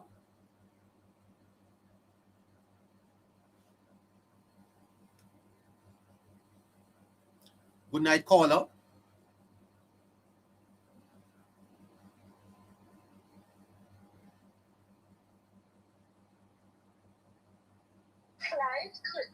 Clive, could you please unmute your mic, please? We're going to the callers. 6 minutes to 9 o'clock. Hey, good night, good night. Fantastic, sir. Give me a second. I'm hearing you clearly, loud and clear. Good night to you. You're the first caller. Hi. Yes, sir, good night. I have been listening and I have been very disappointed with the way the People's National Party representatives are projecting a lie as though it is something that should be standard, first of all. I really don't understand why the People's National Party think that they have to come across with a lie for getting political mileage, because that's all I see that is happening. And someone has to stand and cut it down. So what you're doing is very good in enlightening what is happening in the Jamaican situation as it pertains to what's going on, even in that place where there is the whole thing that happened. So I really don't know how to put it more than, if politicians are in place to represent the people who should be truthful, who should be honest, who should be caring and compassionate about the people that they represent, how then do they expect people in the constituency of Jamaica as a whole to live up to the expectation of being good citizens. If they are doing the wrong, if they are not setting the example, if they are propagating the lies, right? It's very sad. And one of the things too that we have to look at is the fact that these people who are leading or in leadership positions, they're young kids who are trying to aspire to be a politician or someone who is going to have a voice in the future. And if the people who are representing the people of Jamaica, if they are found to have flaws in their character for whatever reason, then what example are we setting? What example are they setting? You know, it goes beyond just the politics. It's also a moral issue as well. And I think that the moral issue has a more significant bearing than just the politics, right? It's just distasteful, just listening to the lies, just listening to how the People's National Party would want to take away land from someone who might not have the pedigree or the status quo, right? Because of color or whatever other factors, to, you know, deprive someone of progressing. And that's one of the things that the People's National Party has been propagating. I'm so happy for social media, because I was one of those people who was in the People's National Party. My whole family, generationally, from as far as back as I can think, were from the People's National Party. But then now the light is shed and our eyes are open to the truth. We can't go back there. Yes. There's no way we can go back there. Yes. Because if we go back there, we are regressing. We are going in a backward motion. We are not progressing. We're not trying to build Jamaica, right? The lies are so loud that it's as though it's deafening, right? And so what you do in bringing the light and the truth to us with evidence and with clarity is making a big difference in the way we view the path that Jamaica should take. But I'm saying that these people, I don't know what the vetting process is. I don't know if someone messes up in Parliament. There is a system of reward and punishment or correction in every institution that I know. Yes. So how come there are some things that are happening very blatantly in the Parliament, but then there is no kind of discipline? You know, if we look at the attitude of Nikisha, it's very appalling how she can still get to speak and she can still get to do what she's doing without any sort of disciplinary action, right? And the propagation and the propagating of the lies need to stop. Jamaicans have woken up to the truth. We have woken up to the truth. We are not in the 80s anymore. We are seeing and understanding where the lies are and how those lies have come to try to shift our mental capacity, right? You said something earlier, and you know, it just dawned on, it came on like a light in my head, like the way people talk about the People's National Party is having a socialist ideology. How did we not see that? Well, how did we not see that? How did we not come to understand that that was meant to keep us down, to keep one man ruling, to keep the elites, to keep those people who have the name and the color and all of that kind of thing, the aristocratic people in power, suppressing the rest of us. And so when it comes to times for the Jamaican people to make a decision on who leads, okay, we give you some rum, we give you some food, we give you some zinc, we buy you something, So you can keep quiet. But then the people saw that as something good. Like, wow, you care. But you care about me only when it's time for a decision to be made and when it's time to vote. But you really don't have our best interests at heart. So it is the education. One of the things I would suggest is that also in the schools in Jamaica, I went to school in Jamaica, I grew up in Jamaica and everything, is that civics should be taught in schools. Because a lot of the kids, they don't know the truth behind the history. We come up and we see, I voted for the People's National Party when I used to be PNP because my parents were. Why did I vote for the People's National Party? I don't know. I don't know. I don't know why I did it. Because everybody in my family is PNP, and that's all I knew. And the lies that, the Jamaica Labour Party, they're the ones in the gangs, and they're the ones causing the murders, and they're killing people, so they're not good. And that was what was at the back of my mind, not understanding that there was the suppression of truth. And where there is a suppression of truth, the lie is harder to correct. Yes. So what you are doing and shedding light on what's happening is such an eye-opener. It's like the light bulb of rationality and wisdom and all of those other things have now come alive. Yeah. To the point where Jamaica has become, Jamaica is more than a brand. A lot of people talk about Jamaica as a brand, but Jamaica is more than a brand. It is a place now where we can say it's almost a kind of safe haven. It's not perfect, but it has been making strides, serious strides, going in the direction where we can have a semblance of peace and prosperity. Yeah. So for that reason, I think the information needs to get out. It needs to get out. We cannot suppress the truth. And I'm so happy. I listen to your program ever so often, and it's like, it's an aha moment for me. Because the truth is really making a difference. I want to invest in my country. You are in Jamaica, sir? No, I'm not in Jamaica. I'm in the US. I'm in Atlanta.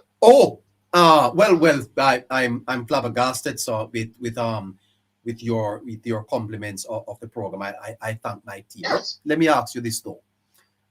The more I listen to this news story, and I listened to Ms. Burchell today suggesting that the PNP and the Labour Party are not the same. But the basis by which she makes that point is that the PNP was trying to subvert the course of justice. Don't you find that to be amazing? Oh my goodness. Well, amazing is an understatement. The truth is this, and it's very simple to me.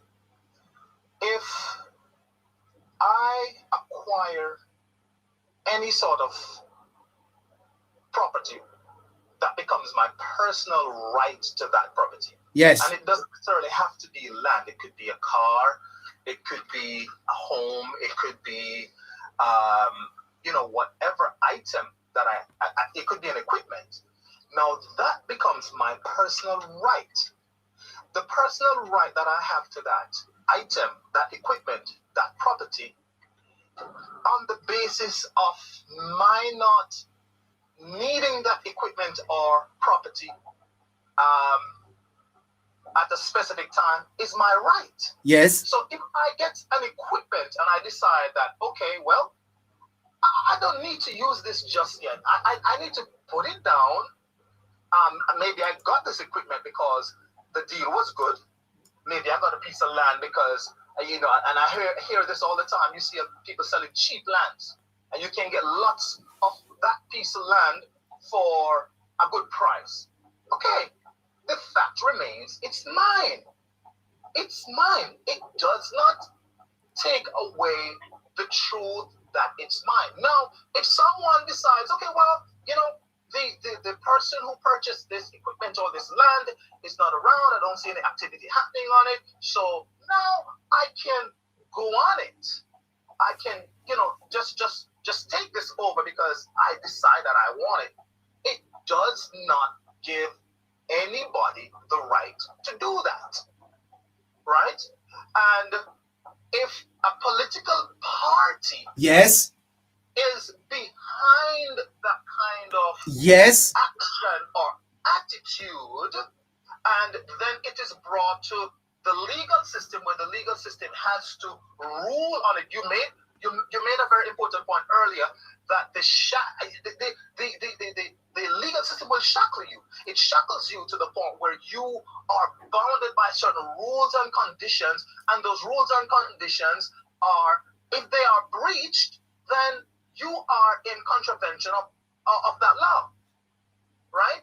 So the point is, I have the legal right to what I own. Now, if the People's National Party decides that no, well, you can go and take it, you can go and have it, you can go and live on it, it's yours now, there's no activity on it, or this man in the first place, you shouldn't have it because, as I said earlier, he doesn't have the pedigree or whatever. What nonsense is that? So the people who are part of the People's National Party, I'm wondering, can I go and squat on a piece of land that they own? Uh-huh. Can I go and just inhabit something that belongs to them? Can I just go by virtue of my own will and say, well, I need this. This seems to be good. They would not allow it. So why should it be allowed? Why should it be allowed in the framework of a political party, however they think that they needed to do what they wanted to do, and that be legal? No. Somebody has to step in and say no, and I would fight for my land. Yes. So they have no point. They have no point. And yes, there is a moral obligation. You said something earlier. There's a moral obligation to, the people who are on the land in terms of probably how they were had to evacuate the land. But at the end of the day, I can assist you as Prime Minister Andrew Holness will do, maybe from a moral point of duty. I can assist you, but just not on my land. Yeah. I can help you from anywhere else, but just don't be on my land. It's that simple. Yeah. Do you not find it concerning, as a Jamaican living abroad, sir, that at this point we are in an argument about a court's judgment being carried out? It's very disheartening. A court's judgment, sir? You mean that the court rules and the government attempts to use what is called compulsory acquisition of privately owned land, sir? Isn't that a disservice to the private owner? Man, this is just disheartening. It's just dishonest, and it's I would call it borderline theft. So if you use the courts to try to say what I own and what I have, I shouldn't have it. It's just theft. And to try to transfer the privately owned land to community members for what? Don't you not find that to be the judge say it is iniquitous? It is wrong. It's wrong. It's definitely wrong because you cannot transfer something that was not given by the owner coherently. Now, because if I have to do it under duress, that's also another case by itself, because I didn't give it up freely, and if I say no, it's still not in the legal framework of the courts or any other organization to try to take it from me. It's mine. I paid for it. Yeah, the value of the land, my understanding, sir, is $2 billion. $2 billion worth of property. Billion with a B. B, wow. Yeah. And the government of Jamaica is trying to take it away from the person and give it to community residents. Because what? some would ask, is it because you get votes out of there? Political mileage. Yes. And then you tell the court that it was in the public's interest? Which public? Which public? You know, it's all about political mileage, man. It's all about gaining grounds politically. It's all about saying, hey man, listen, remember, we gave you a piece of land. And you know, so now I am obliged to vote for you. I'm obliged to supporting you, because guess what? I was the one who you know, helped you to get a place to live. So you see, I have your best interest at heart. So now it becomes obligatory. Whether you're good, bad, it doesn't make a difference. I think I need to give to you. I need to support you. You know, and you made a very good analogy with the person who might have gone and be doing, you know, criminal activities, but the mother is you know, receiving some benefit. Yeah. Yes, and the mother is very happy that this person, you're bringing home so much money every night, and so on and so forth, and you don't know where that money is coming from, but you know that it, and the mother definitely knows. Definitely knows that the boy now works on. You know, he's not working. He doesn't have a 9 to 5. He didn't go to school. And not to say that you have to go to school. You know, you can have a trade and stuff, which is equally important as having an education, and that's good, right? But you know that this son of yours ain't working, and you see it all the time on the television when the police comes and kills that person because that person is going around terrorizing other communities. Then they have a big uproar about how bad and evil the police are and how wicked the police are. But that same boy, he's been going to other communities, shooting other people, robbing other people, taking away what other people have to come and give to you. Yeah. So there is no way there can be a balance. There's no way you can actually say it is right. It's wrong on every level. And as a matter of fact, you are wrong to take from your child something that you know was done illegally. You're wrong. Yeah. But then people are more concerned about their own appetite. They're more concerned about what they can get. And that's the same principle that is happening with the People's National Party's agenda, right? I can get little something from these people, right? So I'm going to give them my vote. How serious can people be? If you want your country to move forward, it's not going to go anywhere. Yeah. It's not, because they're going to keep you there, keep you impoverished, keep the taxes and everything else to a place where you can't even afford to live comfortably. But yet, right, you will get something from them at the time when they need a vote. Yeah. And so the psychology of the people is that, you know, it's okay. You don't need all of that. You just need some bread right now, and that's it. Yeah. Sir, as someone in the diaspora, how is the connection back home? Are you feeling a sense of optimism with where your country is going, and are you concerned about the type of political one-upmanship that is currently existing on the island? I must tell you that the diaspora is a very powerful, you know, group. To what extent are you guys concerned about how the politics down here is seeming to be going? We had an election in last year, September, but the country seemed to be still in that politicking period. Are you concerned? I am concerned.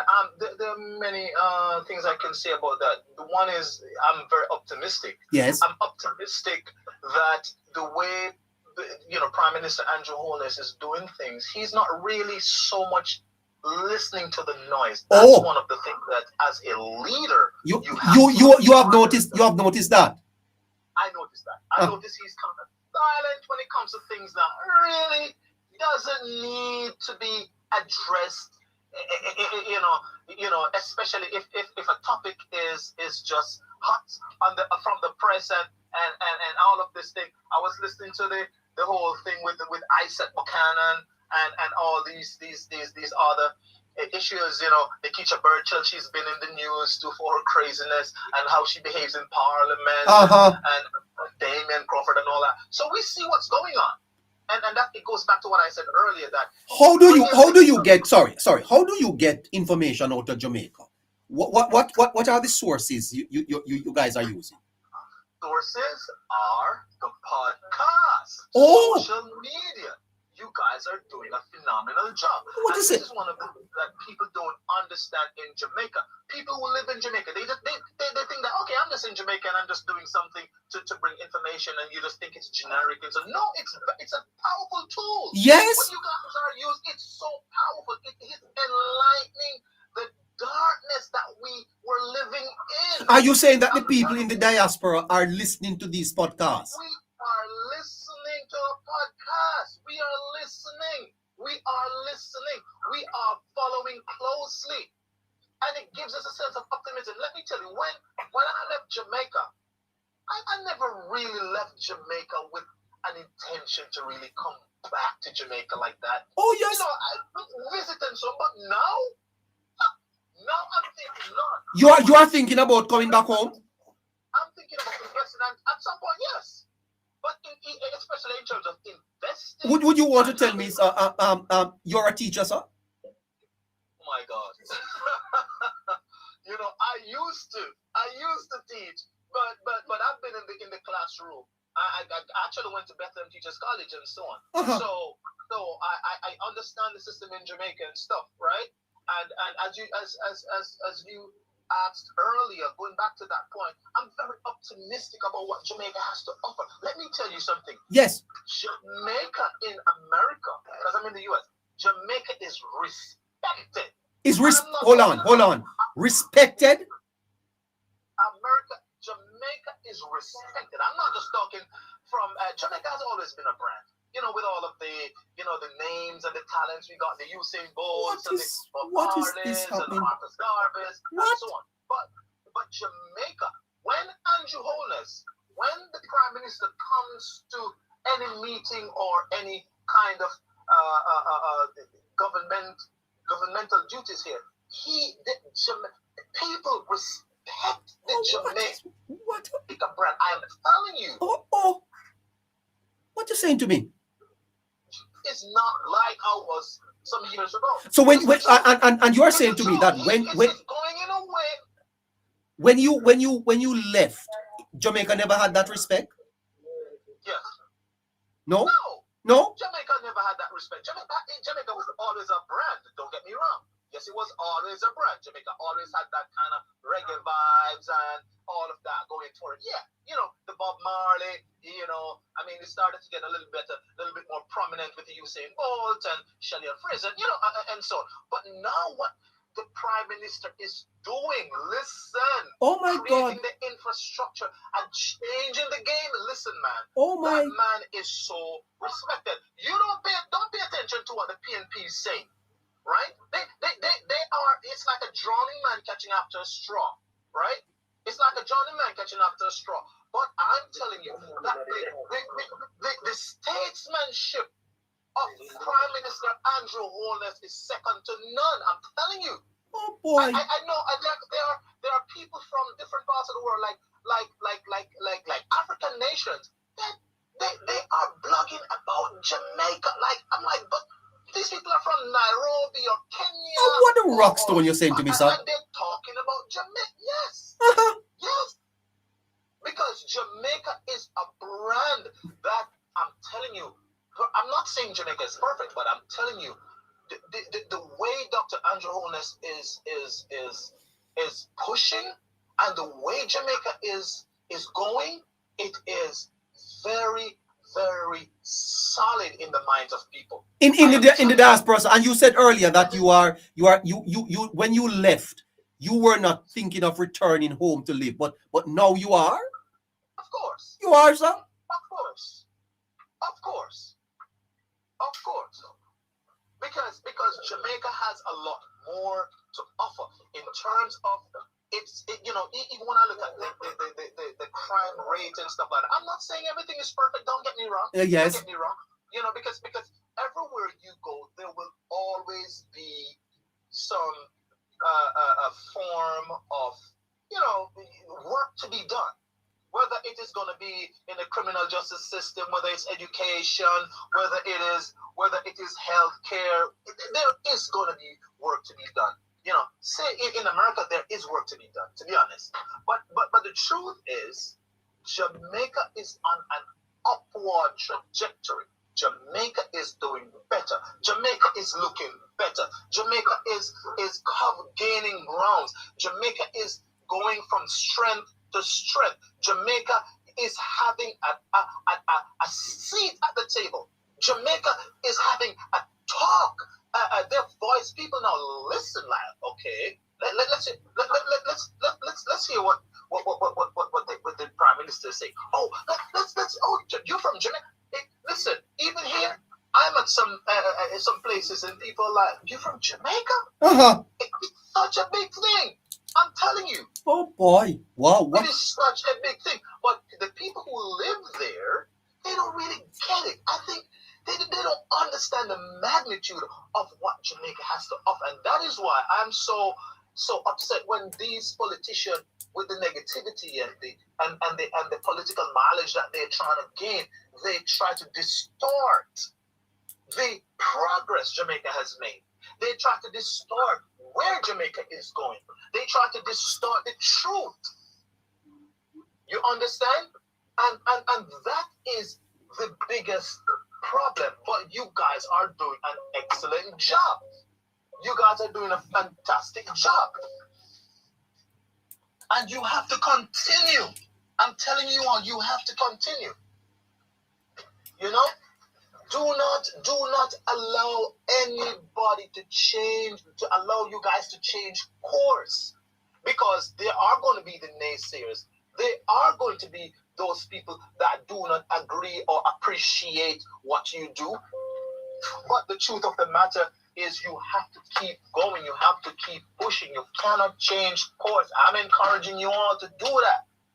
Because the information that we're receiving, the enlightenment that we now have, it's second to none.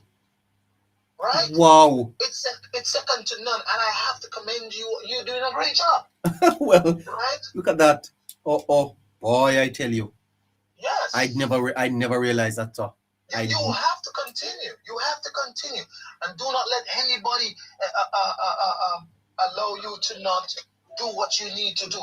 Don't allow anybody to make you change your stance. Stand up for what is right, because at the end of the day, see, with all of the talks and with all of the political mileage and stuff that people are trying to get from the other party and stuff, the truth will ultimately speak for itself. That is true. And that's one of the things that people don't understand. Truth will always speak for itself.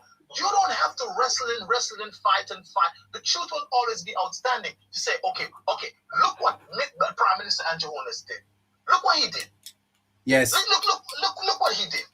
Right? Look at the thing. And then we have the documentation from the videos. We have the documentation from the speeches. We have the documentation from the ribbon cutting. We have the documentation from the residents and the people who have gotten the assistance. Yes. You understand? We have the documentation of the roads. We have the documentation of the hospital reformation and the rebuilding and the development. We have the documentation. So that will speak louder than the the rah-rah that those people are talking. Uh-huh. You understand? And sometimes we can get emotional about these things and we're like, I know, shut up, because that's a lie, that's a lie. But truth will always speak. Truth will always stand on its own. Yes. And from where you sit, sir, what are the views of the people in the diaspora about the leader of the opposition? Mark.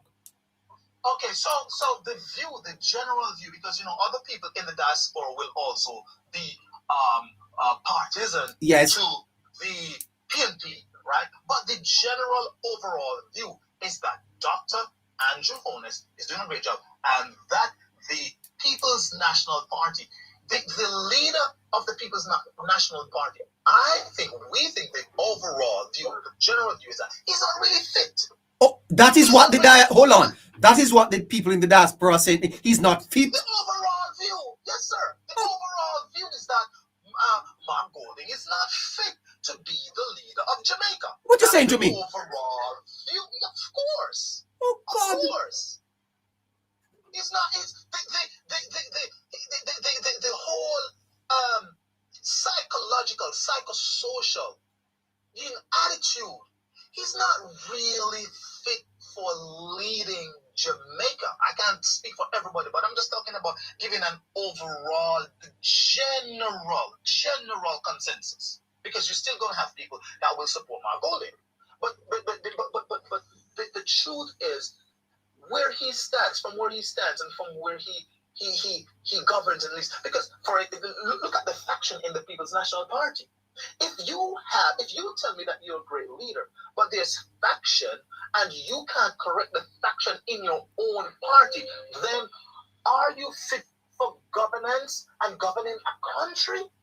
What are you going to let slide? What are you going to let be pushed under the table? What are you going to be pushing under the rug that nobody can talk to you about? What else? And you are saying that apart from the partisans, you'll have those on either side. But you find that the people in the diaspora are generally supportive of the government and feel that Golding already. Yes. Oh God. The general consensus is going to be for the government. Because let me tell you this, sir. Yes, tell me. It does not matter what political party affiliation you have. When you come to America, yes, and you see that your country stands out, yes, know the benefit of whatever is happening in the country. You feel yes. Benefits you. Yes. You feed into that. So whether you're JLP, listen, if I go somewhere and someone says, you're from Jamaica, I say, yeah, I'm from Jamaica. And they go, oh my God, I like Jamaica. Oh my. Man, I like your country. Whether I'm a PNP or JLP, that sentiment is good enough for me. Oh, so the positive, yes. Hold on, you're making a very good point, sir. It's a powerful point. What you are saying is that people in the diaspora, their sense of value and esteem is lifted by the positives coming out of their country. In the same way, if things were negative here, Jamaicans abroad would feel bad about it, and it doesn't matter what political party you support. It does not, because you see, I used to be in the UK, and Jamaica used to get a bad rap. I ain't gonna lie. They used to have this thing they call us Yardi. When someone calls you Yardi in the UK, it's not a good thing, right? But now it moves from Yardi to Jamaicans. Oh you my! Understand? They're not calling you Yardi again. They're calling you Jamaican. Yes. So it moved from Yardi to Jamaicans, right? Because what Jamaica has to offer, what Jamaica is doing, is beautiful, and it's working for the benefit of everybody. So when Jamaica gets the accolade here, right? It don't matter what party you're from. You are just Jamaica, right? So the fact that you're Jamaican, it means that wow. Yeah, and I'm not saying that everything is perfect. Don't get me wrong. Not at all. No country in the world. Jamaica's 100% and doesn't need any work. That's not what I'm saying, because we still need to do work, of course. But where it is going is where we are not. Where it is going is where we've gone past, where we've been. We're moving forward. We're going upward. We are making strides. Right? And the strides that we are making is creating change in the minds of people. And once the country creates change in the mind of people, people are going to be more comfortable about their country. I am telling you, I am so proud of my country now. I can't believe that I'm not in Jamaica. Seriously. Oh my God. What you saying to me? I am telling you. I am telling you. Jamaica is a beautiful place. But people who listen, man, when you look at there are people here in America. Don't are people here in America who are migrating, who are leaving, want to come and live over the live. I said L-I-V-E, live in Jamaica. From America, sir? I'm not. I'm telling. Yes, from the U.S. United States citizens? From the United States of America citizens. I've had someone who asked me from another state, called me. I'm in the state of Georgia. Called me and asked me, what does it take to get a Jamaican passport, because they want to go to Jamaica and they literally want to go to at the University of one in Mandeville, the Northern Caribbean University in Jamaica, from the US, from the United States. What a shocking revelation. What is happening here? What is happening here is that Jamaica is shedding a positive light on the rest of the world. And I really appreciate how the Prime Minister is dealing with whatever is happening in a very stately way, in a way that is diplomatic, right? Very diplomatic. There's some things I think he needs to answer, to be honest, when it comes to my emotional intellect. Like, yeah, he needs to address that.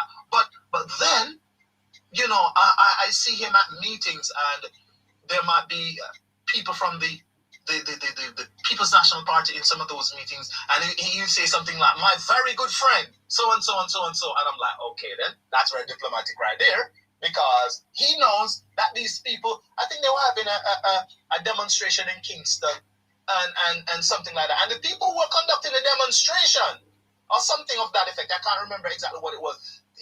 There was a ceremony like the day after or 2 days or something like that, and some of those people were there, and he says, and the Prime Minister said, my very good friend so and so and so, and I'm like, okay, you must be ashamed, because you were just there demonstrating against the Prime Minister, and the next day he's doing something, a government business, you're invited, and he's calling you his friend. And I think he does that in a way to, you know, sarcastically.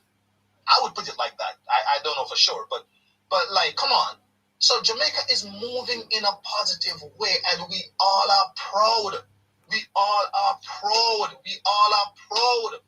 Oh, Jamaica my. is not the country again where people are scared of, and they tell you. I know people in America here who told me, you know, I left. I came to Jamaica, and I came to a hotel, and we went out to places like Kingston, and we went to places like Tivoli Gardens and those places that they talk about. And you're like, no, we talked to the people. We drove from the hotel. You hear me? And they go to these places and be talking to people, buying food, all these kind of things. And they talk about how enthusiastic they were to just speak to the local people. And what people portrayed about Jamaica, they don't see that. So the truth be told, Jamaica is moving up, and we can't pay attention to what's going on with the political mileage that the People's National Party want to gain, because they want to garner political mileage, right? But it's going to be to their own demise in a way, because people ain't stupid again. Because I'm one example of someone who was woken up out of my sleep and understand the agenda of the People's National Party. Uh-huh.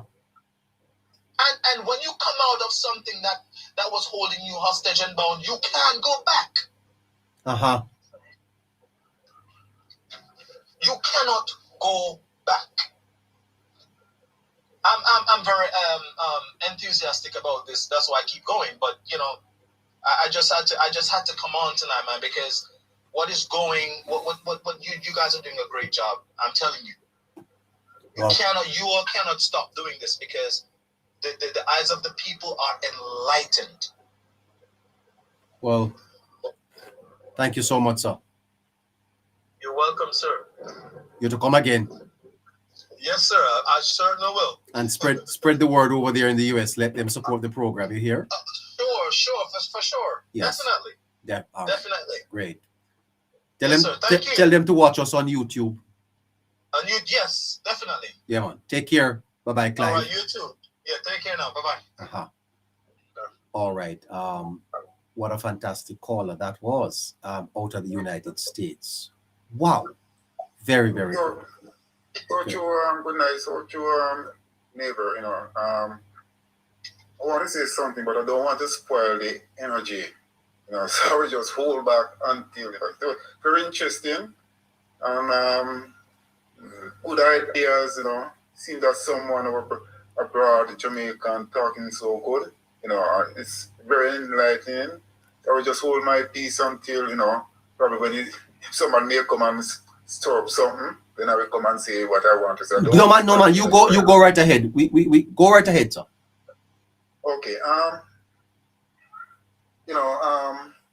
Based on what Mr. Cousins say, is the opposition minister on land reform? Yeah, I think so.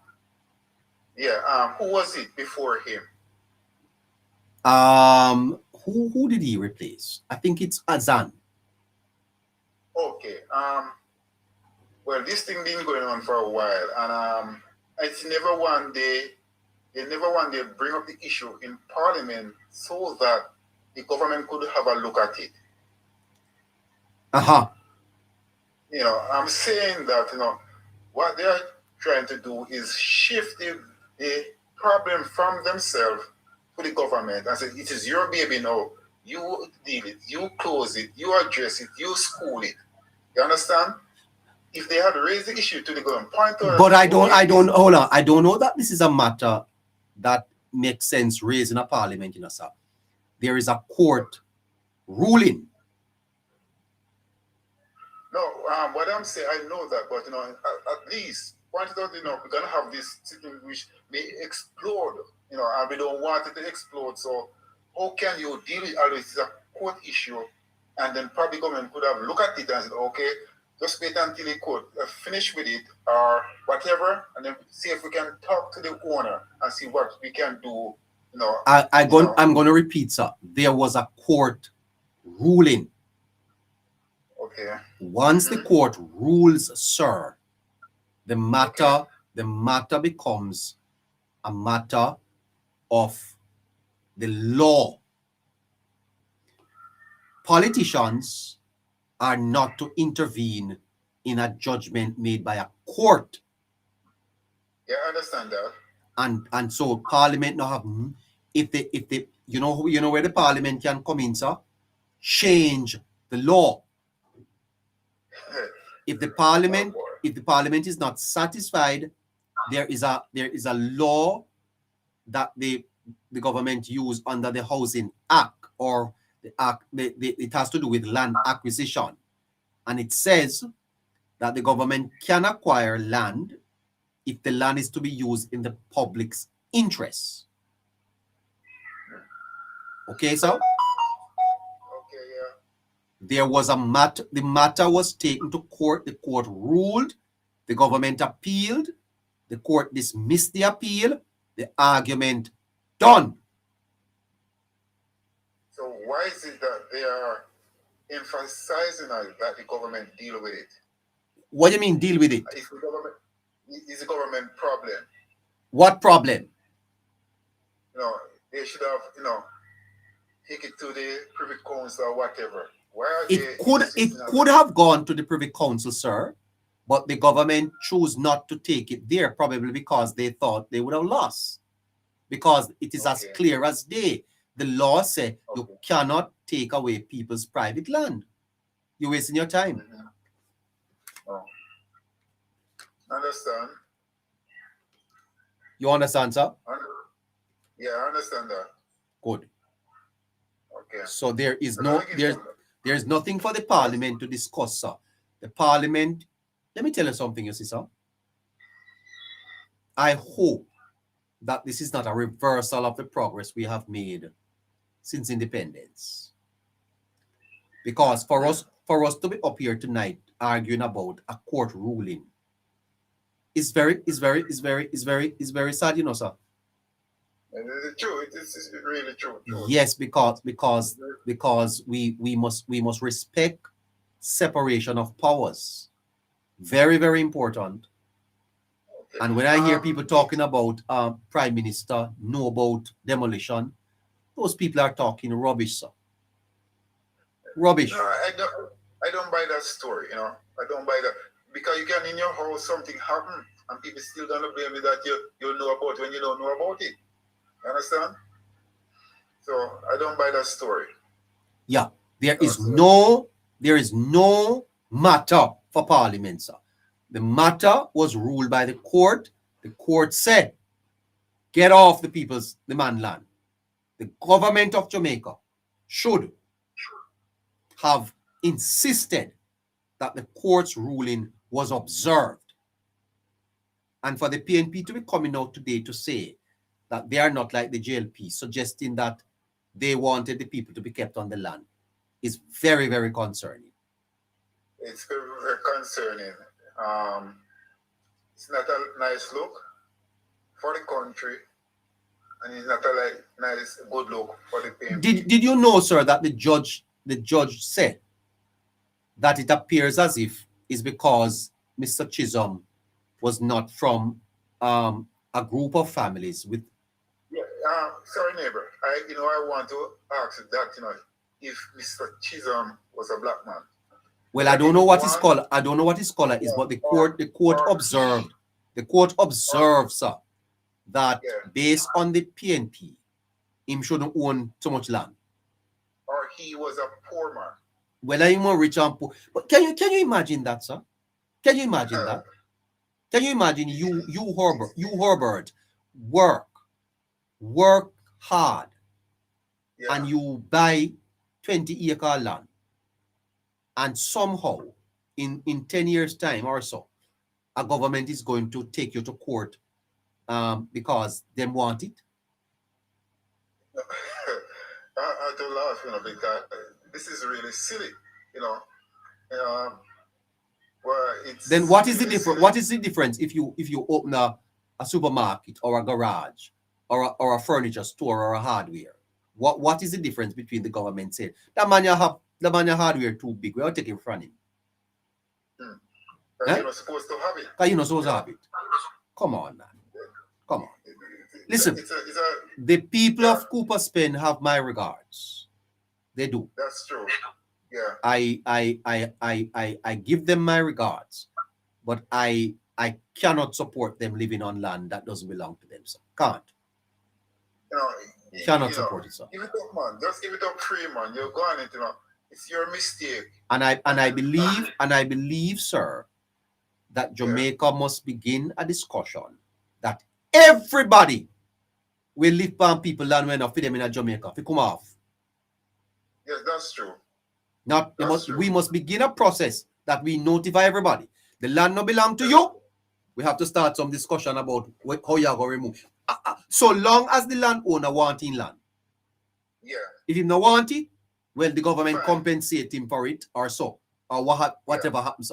But we need to regularize every plot of land in Jamaica. Because we must not have another Cooper's Pen. It's Cooper's Pen here.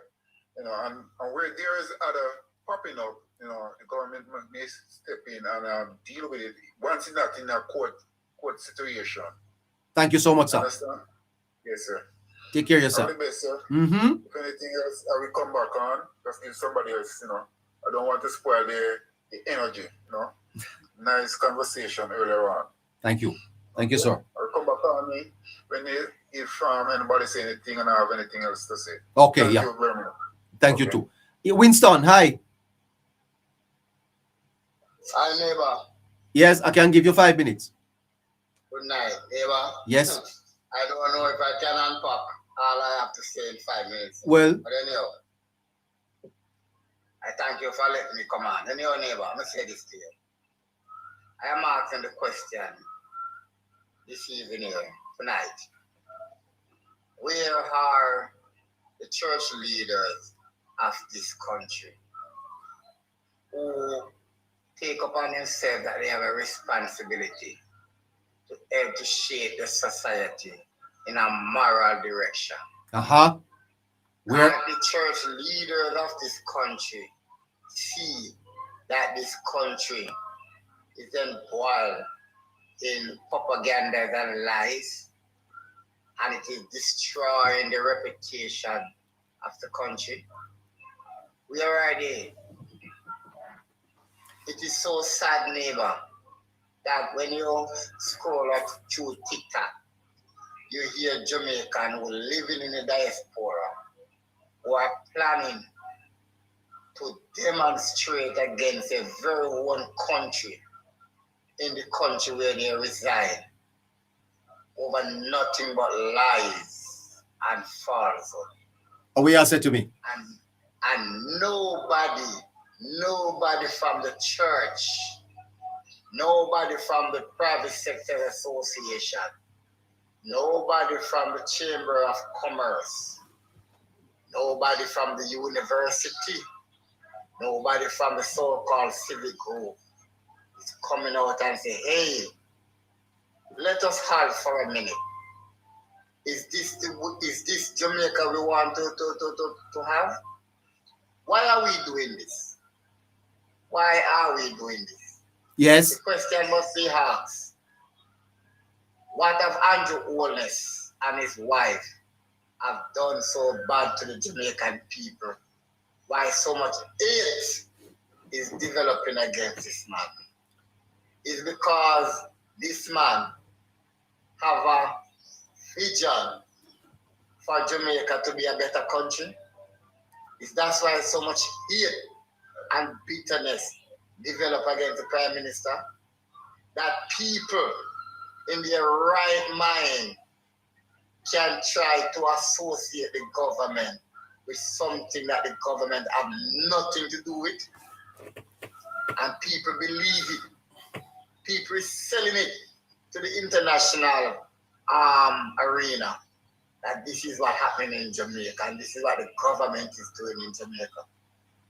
You know, neighbor, I just want to ask this question. Many a times when I say this, people come down hard on me in TikTok. But my background, you know, I'm not scared. What we are doing to our country, what we are doing to each other in this country will lead to a civil war. Hold on, a what? Are you prepared? Hold on, lead to a what, Winston? It's going to lead to a civil war. You mean intellectually, not physically? Neighbor, physically. No, personally. I can't. Because you see, neighbor, I can't agree. Neighbor, with all due respect to your neighbor, let me say this. No, we disagree on that because I think that the security apparatus in Jamaica is sufficient to quell any disturbance in that regard.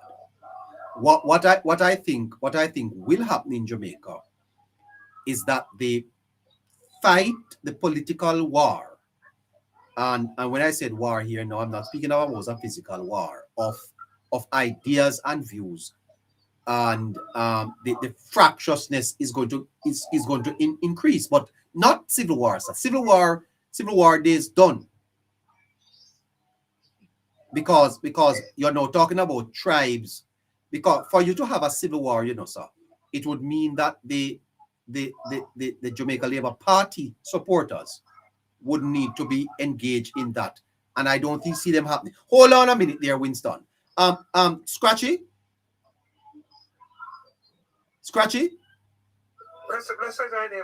Help me with this. I don't see Andrew Holness and the supporters of the Jamaica Labour Party involving in any physical altercation going forward. Do you? Definitely not, neighbor. Listen, neighbor, the security apparatus of Jamaica has changed, neighbor. You know, in terms of, we have moved from the political rise of political violence. You know, I think the political warfare has changed, neighbor. You know, it is more of ideas, ideology, you know, and social media. So I can't see a civil, in terms of so deep to see a civil war. I can't see it, you know. Maybe an attempt to create some kind of protest or unrest might be possible, yes. But in terms of civil war, I don't see that. You know, neighbor, some decades ago, you see, neighbor, Sarajevo in Europe was a peaceful democracy. It was a stable democracy. And a civil war caused by unaliving one priest. There are many other countries in Africa, even Uganda, they have a stable democracy. And the assassination of the president caused a civil war. And neighbor, I am saying this to you. We are venturing in an unprecedented time in this country. Yeah. But hold on. Remember that. Are you prepared? Yeah. Well, yeah. Hold on. But civil war, sir, is armed conflict between opposing sides, and I cannot see our security forces permitting armed forces to start fighting in Jamaica. Not the security force, sir. That would be quelled before it even starts. Do you remember some years ago in Kenya? Kenya have a very proper, orderly security force. Do you remember some years ago there was a general election in Kenya and the opposition lost and never accepted the result? And what was the repercussion of that? And at the time, Kenya have a far more formidable security force than Jamaica. And what did happen in Kenya, neighbor? What did happen? Yeah, but there are. Let me tell you. I don't know if you know. Neighbor, it make sense we stay here tonight and act naive, Like what I am saying is impossible to happen. Neighbor, there is a wedge being driving in the Jamaican society to raise up No. The Jamaican people. Yes, Winston. Yeah, the Jamaican people, Winston, have fierce political arguments. We battle it out online. We battle it out on social media. We will not battle it out on the streets in Jamaica, sir. You wanted to say something, Scratchy? I mean, if you look again, in terms of civil war, civil war is not something we fall in the history of Jamaica. All the other countries, those are countries, when you look on culture, Jamaica culture is totally different, I can't tell you Jamaicans are going to go fight the civil war. No, sir. Pick up no arm. No, sir. I can't tell you who are going to go fight the civil war or anything like that. Sir. Not only that, sir. The leader of the Jamaica Labour Party, Dr.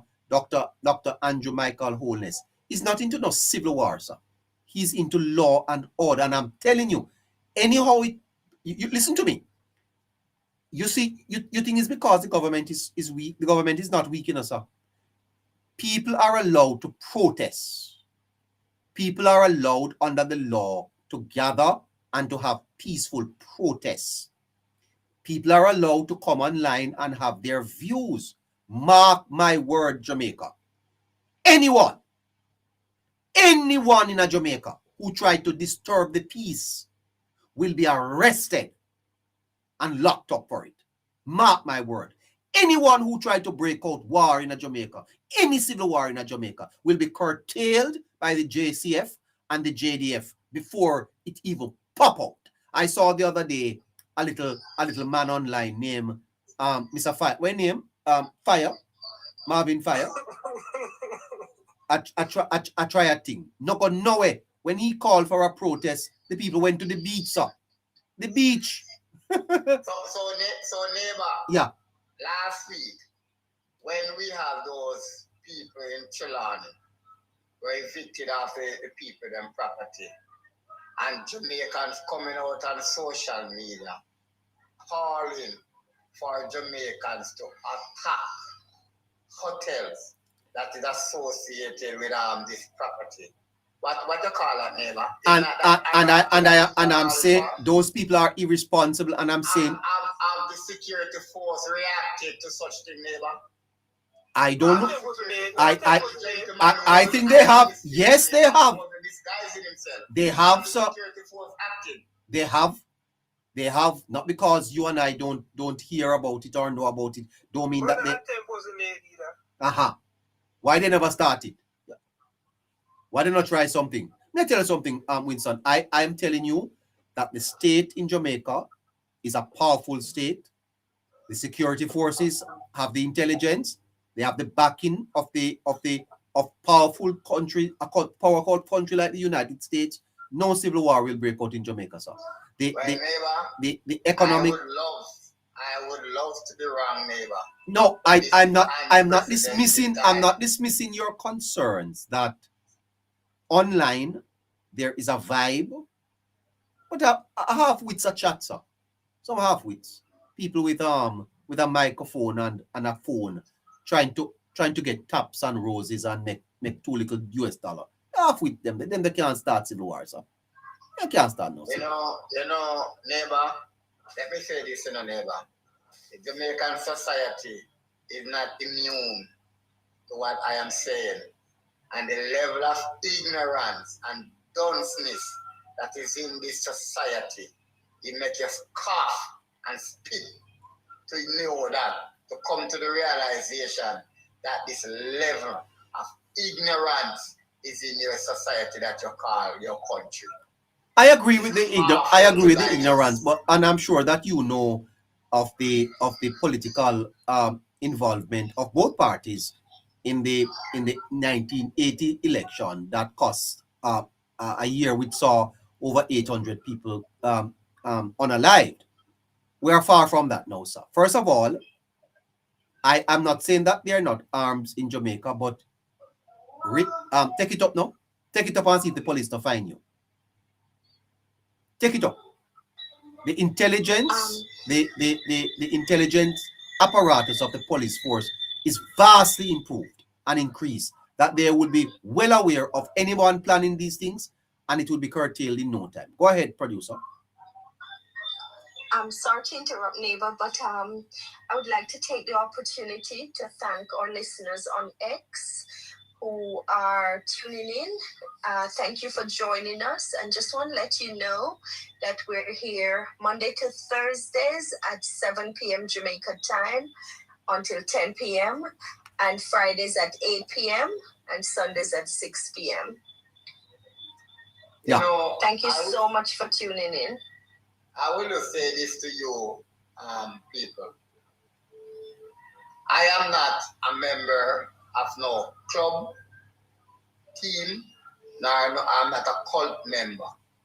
And I speak my opinion clearly and fearlessly. So you guys can say anything you want to say. No, Winston. But Winston, you're on a program having a discussion. Don't get involved with the chat. You know, Winston. I have a screen in front of me here on YouTube. I have one here for TikTok. There are thousands of chat messages coming. Don't focus on that, man. You've made your point, and your point is well taken. They can say what they want, because just as how you have an opinion, they have their opinions too, and that's not civil war. We're not going to start a civil war over here.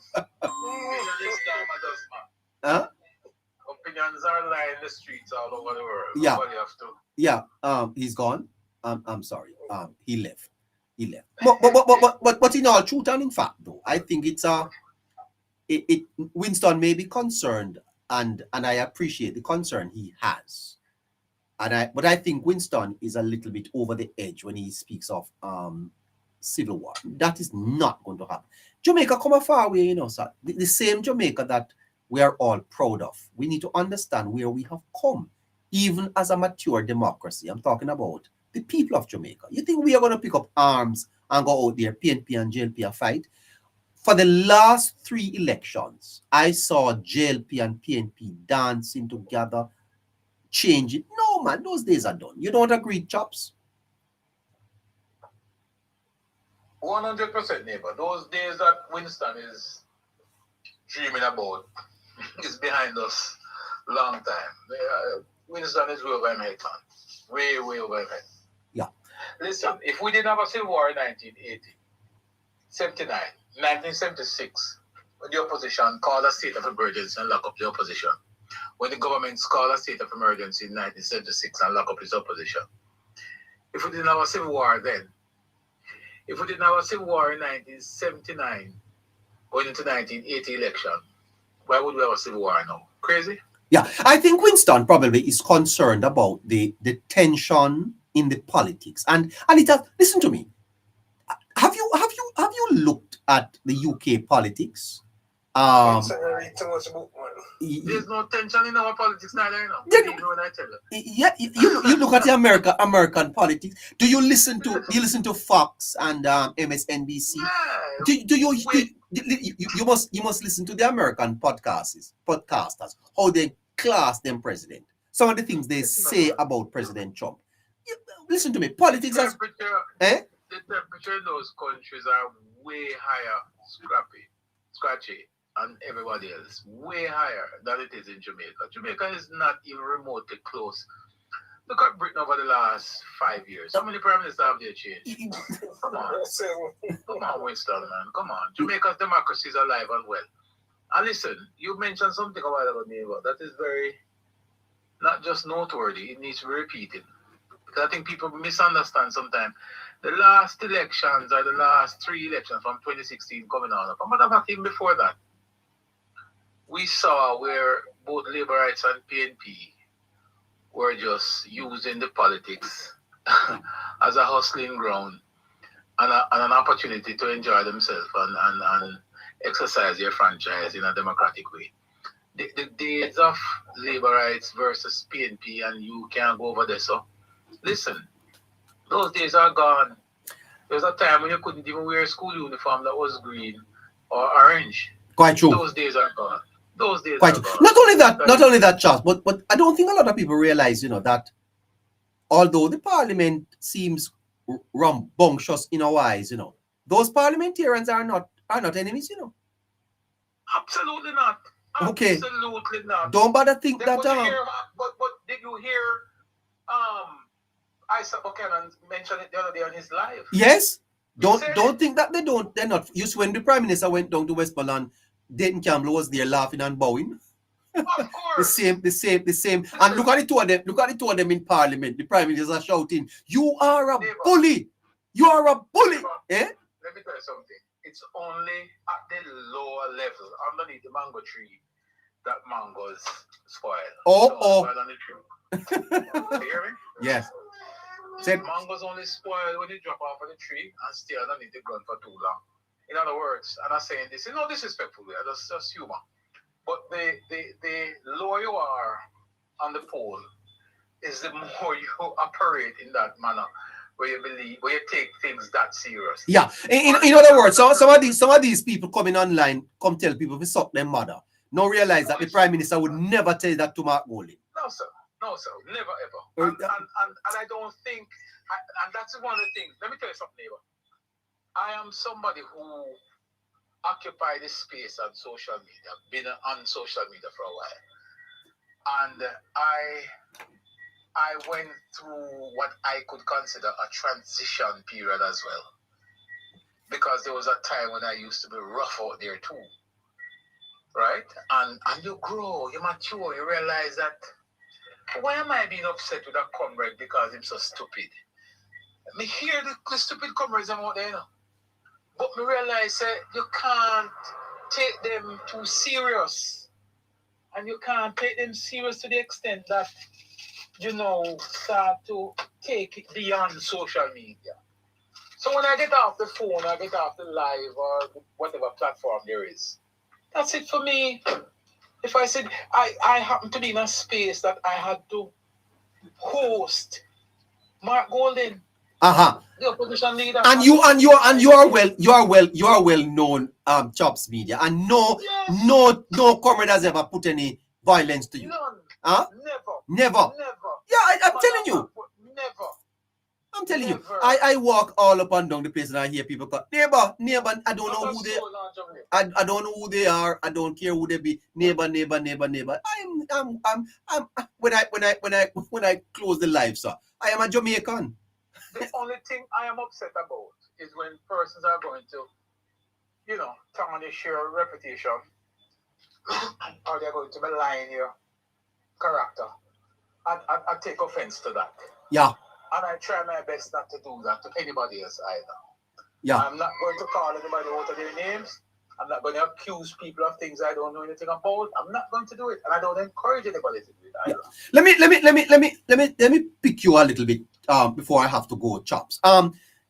The People's National Party today used Miss Nikisha Burchell to come out with a very, very glitzy PR thing. And she defined she basically made a distinction that the People's National Party and the Labour Party are not the same. A true confession I've never heard.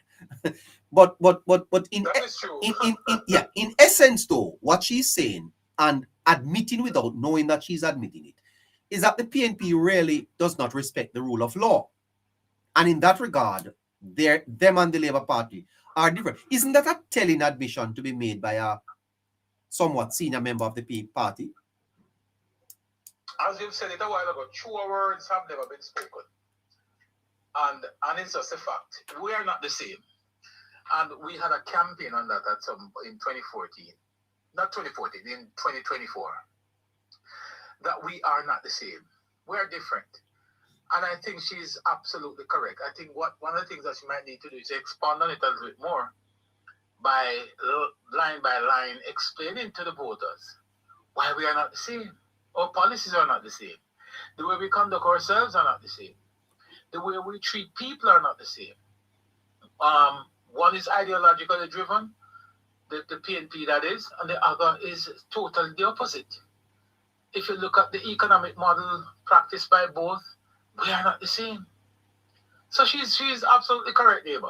We are definitely not the same. Yeah, but when it comes on to the rule of law, Chops Media, for a political party to be admitting that it tried to assist residents by subverting the course of justice, that to me is an admission that should never have been made. Well, you have to give credit too, because it is good that they've made those admission that they did that, because then we won't find it strange when the leader and the team from the opposition coming out questioning what is happening, pretending as if they absolutely don't know. This is the first they're seeing this sort of things where houses are being demolished by court order. And they have a press conference to ask the government to explain what is happening, knowing very well that they were the author of all that we are seeing. So yeah, I find it a little awkward sometimes when they make these admissions, because it always comes right back around to prove the point that whenever you see something like this, neighbor, don't pop your eye twice. It always had the unseen political hands involved. And 9 out of 10 times, it is going to be the PNP. Distribution of land in Jamaica is a PNP philosophy and ideology. The PNP believe that the land in Jamaica ought to be cut into pieces and given to the people, into 2.5 or 1.5 million pieces, and give to every individual. The PNP don't believe in creating an environment that people can pull themselves up from the bootstraps. The PNP campaign in the 70s telling people that if you, neighbor, have a house up in the hills there that is of a certain square footage, that you ought to give up some of that and give it to the man who lives beyond crossroads. And do you think that the people of Jamaica, that message is still resonating with many? Absolutely. A matter of fact, it's not even the message. The practice is still there. The PNP still practice that sort of politics. They still go into areas and encourage persons to squat. They know what government plans are, because government always have a comprehensive plan for the country. And the comprehensive plan for the country is usually shared among opposition parties. And once they get wind of government planning to improve a particular area, what the PNP does is mobilize persons to squat on those areas, knowing very well that government is going to do something to the area. They encourage it, and they use those informal settlements as areas to pile on votes, to transfer votes to, because it is all about the political game. So make no mistake about it. It is a part of their policy, and they continue to practice it today. Still practice it today. So don't even wonder about it, neighbor. Yes, they practice it today. It's not just a policy of the past; it's a policy of their future. And then I had begun to transition my mind from who the PNP was in the 1970s, a little bit under Dr. Phillips. I thought that the PNP had come center and was now like how Michael Manley had moved from the bush jacket, put on a suit. I thought the PNP had moved to an understanding that the capitalist society is what really will drive the nation forward. But listening to Ms. Burchell today, Chops, I get the feeling that the socialist mentality of the PNP is going to be rebirthed. Yeah, I think it's a fear. Yeah, because if you how do you justify taking away a property, a private man's land, and give it to and even though the court says to you you're wrong, you try to you appeal it, and having appealed it, you try to use the law to still do that. That sounds like socialism, man. It is, and again, it is the PNP staying true to form where that is concerned, because they have not relinquished their thought. They have not moved away from certain position that they held back in the 70s. And we see it playing out today. What is the strategy? What is the strategy, Chops? Because I think the PNP is moving the I think you can see the PNP strategy in electioneering going forward. Because a large percentage of Jamaicans like this idea, Chops. You think so them no want land? Yeah, they like the land argument, but the truth is, a lot of Jamaicans are also more informed today than they were 20 years ago. 25, 30 years ago, you could champion this land argument and it get the buy-in of the public quickly. You cannot trump it today because information is available at everybody's fingertip. And as such, persons are able to dissect what you are saying to them real quick. And they'll tell you to your face that you're telling them rubbish. Yes. So, that is the problem. So that is the problem. It's a more literate society. Yes.